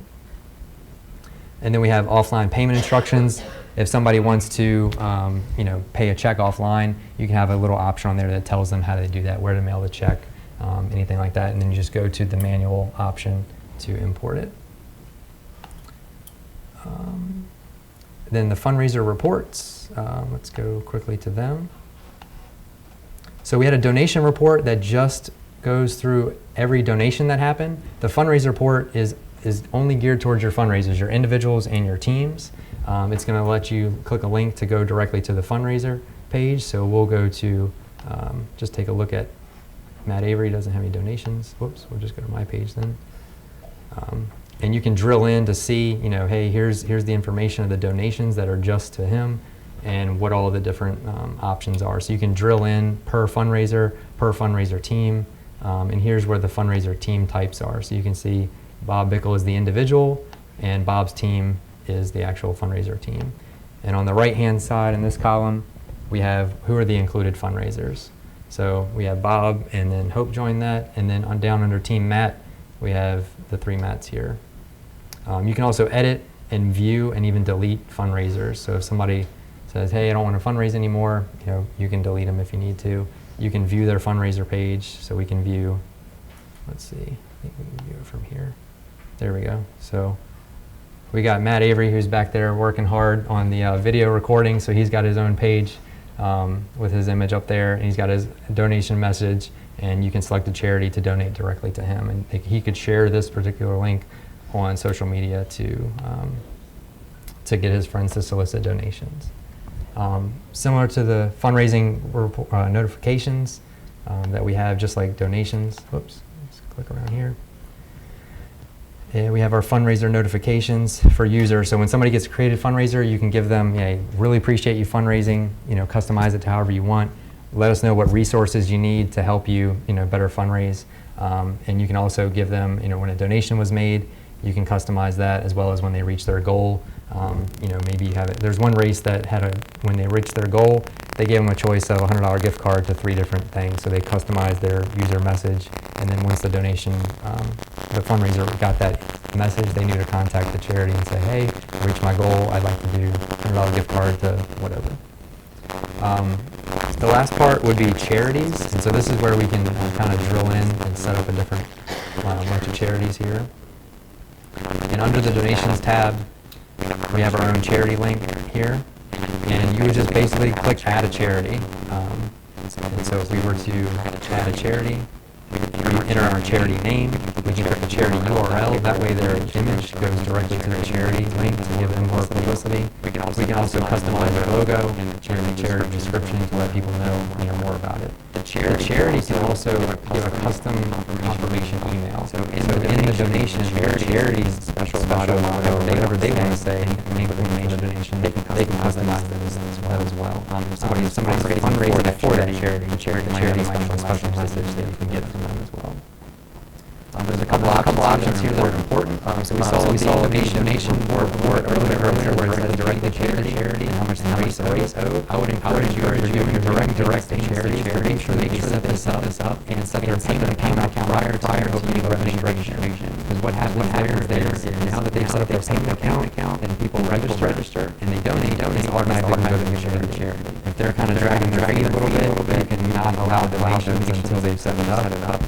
But if you still want to get the ball rolling with donations, you might run into a case where people have donated money and you've collected $1,000, $1,500 for that charity prior to them setting up payment, and now we've paid you your weekly payment, we can deposit, and some of that money has already been paid out to you, so you would need to know to check to do that. And there's settings here that you can prevent from them happening. The charity can also have their own setup goal, and this is what I was talking about earlier with direct payments to charity. So it's super simple. You have a contact person of somebody who's going to be managing the charity or setting up payment, and you just put their name in their email, and as soon as you click save, it's going to send out an email letting them know that they've been set up as a charity, and they just need to click a link to create their user account and log in, and they'll have a charity management dashboard to go to kind of view and manage their donations. Let's see, direct payment. And so we can take a look at that real quick. So let's just go to my profile and my charities. So the user would have a link to my charities, and for here there's a couple of different charities that we have, and so we'll just look at our donation summary. And so right now we've gotten 4 donations totaling $6,000 and kind of go through information like that. So that's a quick rundown of some of the basic features as well as some of the advanced features. I know we kind of blowed through it because we started a little bit late. Were there any questions that anyone had that I may not have covered or that I didn't explain fully? Yeah, we'll start with Harry and we'll then go this way.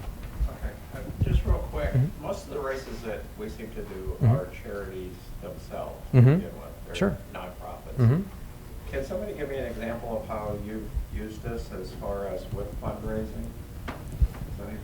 Has anybody in here used the fundraising part?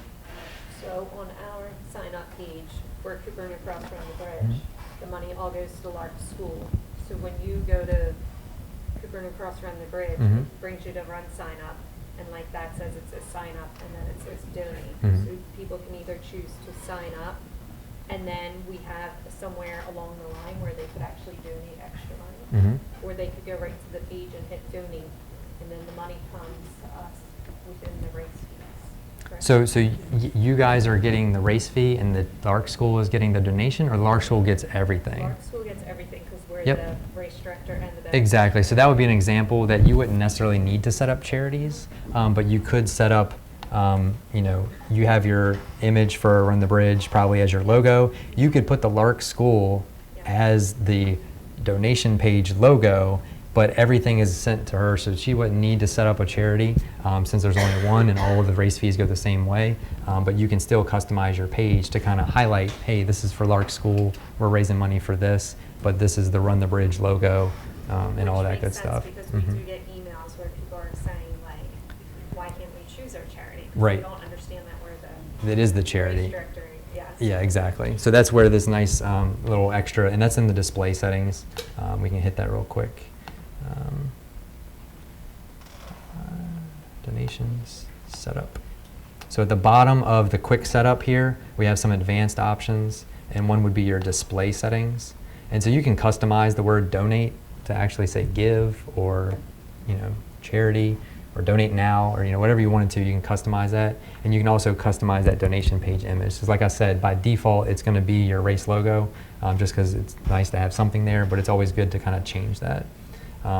We can also change like on the behalf of, you can make it in honor of or something like that if you wanted to. So there's all kinds of customizable features that you can use in here. What was your question? You can allow runners to get the registration feedback if you do a fundraising minimum. Mm-hmm. And do you guys, does that option come up when people register, like, hey, instead of registering regularly, pledge to... Yeah, so it's an option. Yeah, when I become a fundraiser, I'll have a checkbox that if you agree to raise $250 or whatever your rules are, your race fee will be waived.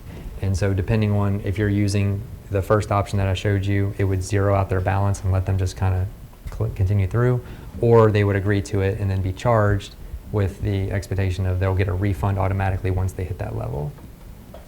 So when do they get that? When they click the donation link, or if they click to register, there'll be something there that says if you... It's in the donation setup, so we can take a look at that. I'm not asking how to set it up. I'm asking you what happens when you're registering.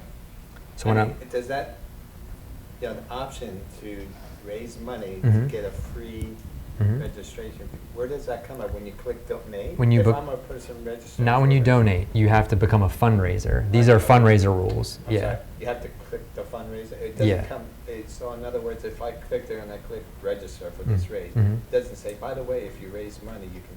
No, you would have to put that somewhere in your race along the way, but it'll show up on your donation page. So like this is where you could customize this text at the top. So this text would be like, if you want to become a fundraiser, you could register for free if you wanted to fundraise. This is a great place to put it, is right there on the donation page in your custom settings.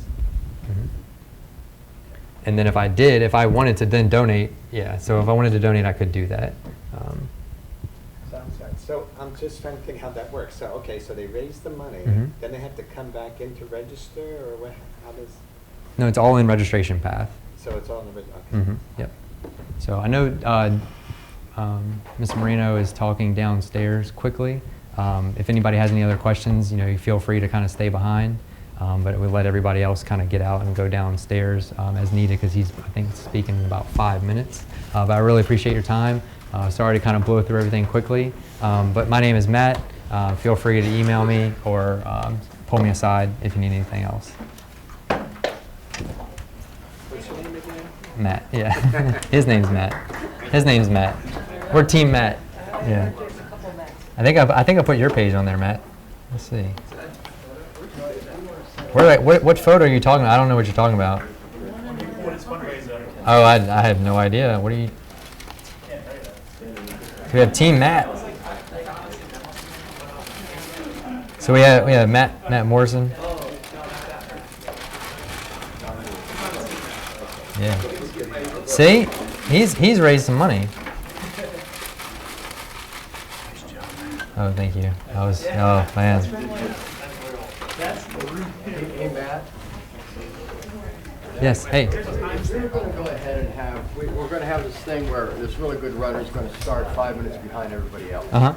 And the church is going to donate, or the people are going to donate $5 per person that he passed. Whoa. Is there a way that you could? We have to increase the timers. Wow. But could they go ahead and have a box that says, yeah, I'll pay, $1 for each person. Yeah, so there's nothing like that. Like, so I was working with another race that was doing a lap race, and he's like, hey, sponsor me for $5 a lap, and then the kid goes out and runs as many laps as they can. So they would just set up their fundraiser page for that, and they would be like, hey, the race is done. I ran 10 laps. Here's the results. You said you donate $5 a lap. Here's the link to kind of donate. So that's kind of what it would be. Yeah, and say, hey, you said you agreed to $5 per person. This really fast runner ended up beating 100 people. That's $500. Yeah, so that's kind of what you do. That's right, Brian. Now you can stay secret-free and healthy thanks to Referrals Sure. 2.0. Yeah, and then you'll have their information anyway. You can send out a link. Hey, appreciate you guys that participate in this, because you can filter your email, just like Andrew talked about, and then send them the link to the donation page, and then hopefully they'll come through with their commitment to then send a donation. But that would be kind of how you would handle it. Custom question would be perfect for that. Also known as the referrer, can then You share look like you had with questions. their friends. Okay. When their friends register using that link, the referrer Yeah, that's is then given credit for bringing in those registrations. With the With this of Referrals 2.0, RunSignUp allows race directors to easily set up referral rewards in the form of automated refunds and discounts, transforming referrals into a powerful tool for attracting participants to your race. It is now easier than ever to reward people who refer, and to incent the people who they are trying to attract to your race. There are 4 main components to the Referrals 2.0 upgrade. They are automated refund rewards, automated coupons, enhanced sharing capabilities with Facebook friend tagging, and email marketing. Automated refund rewards for referrers. One way in which you can motivate registrants to get their friends to sign up is by offering them a financial incentive in the form of an automated refund reward. These refunds are completely customizable by you as the race director, and once set up, they are automated based on your race's settings. This means that all you need to do is set up the refund rewards, and RunSignUp will do the rest. The discount that you give with your refund reward is completely up to you. For instance, they can be set up to give $2 off the referrer's original registration fee for each new participant that the referrer encourages to sign up, and this reward can be set to a limit of 4 people referred, giving the referrer a total possible refund of $8. Another refund reward setup could be a single refund of $10 off of the referrer's original transaction fee